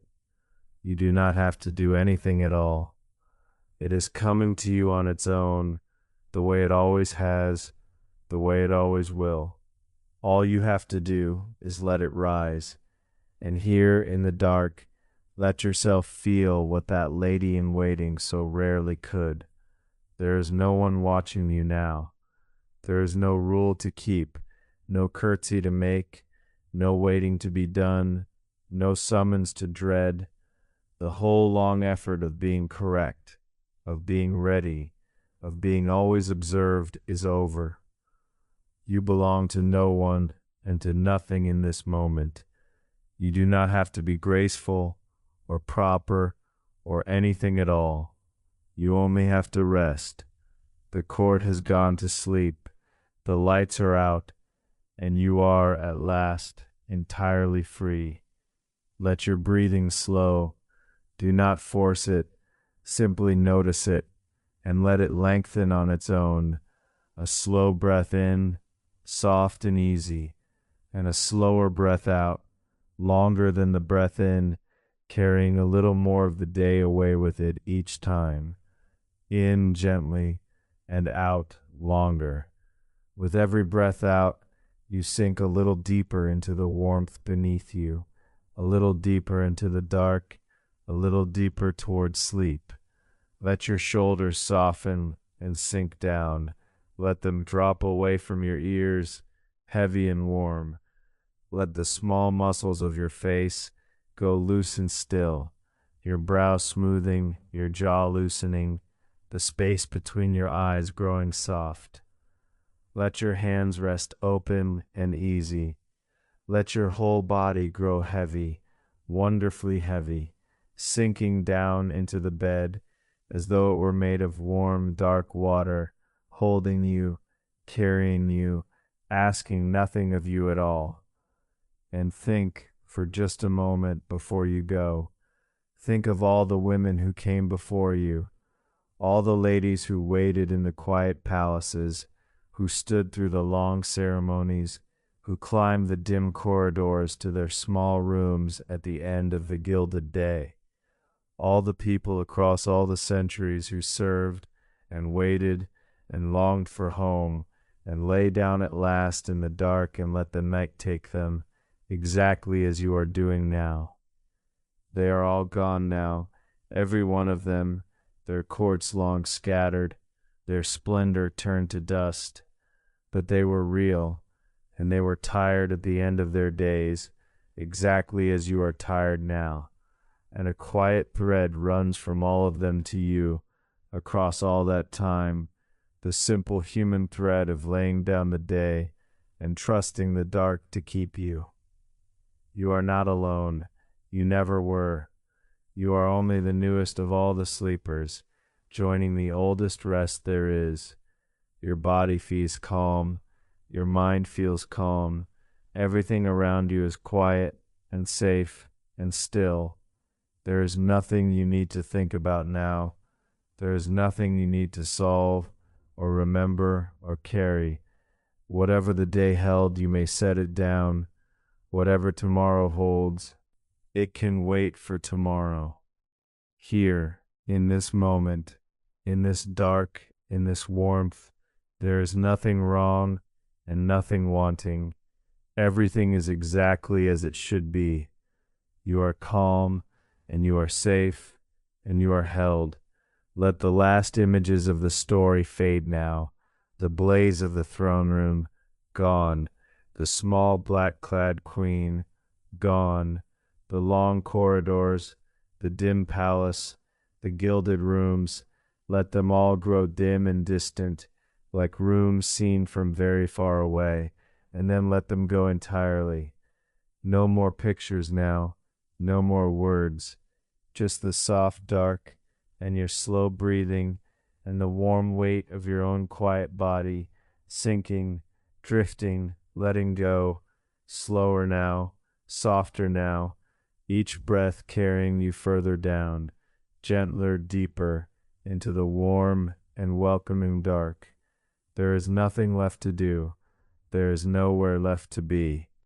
There is only this, the quiet, the warmth, the slow tide of sleep rising over you at last, covering you softly, carrying you out and down and away into the deep and dreamless dark where no one is watching, where nothing is required, where you are perfectly, completely at peace.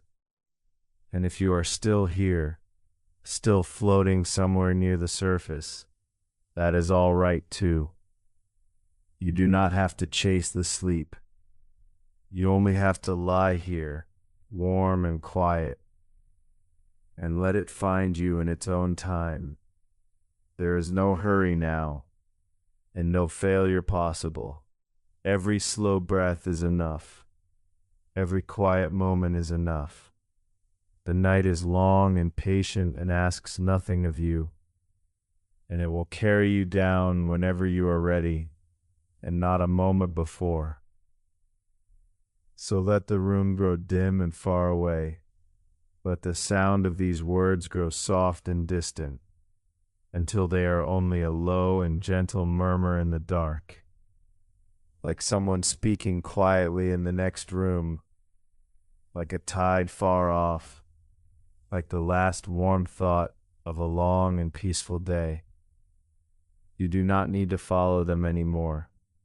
You do not need to follow anything. Let them blur and fade and let go. Warm, quiet, heavy, safe. Drifting down and down into the soft dark, where the whole long night is yours and nothing is asked of you, and there is nothing at all to do but rest. There is no summons coming tonight. No bell will ring for you. No duty will call. No one is waiting on your readiness. For once, the waiting is over, and nothing in all the world requires anything of you at all. You may let go of the long habit of being ready, set it down with everything else, and simply rest as deeply and as long as you wish, answerable to no one. The whole night is yours and yours alone, and it asks nothing of you, but that you let it hold you. Feel how the bed holds you up, how little you must do to be held.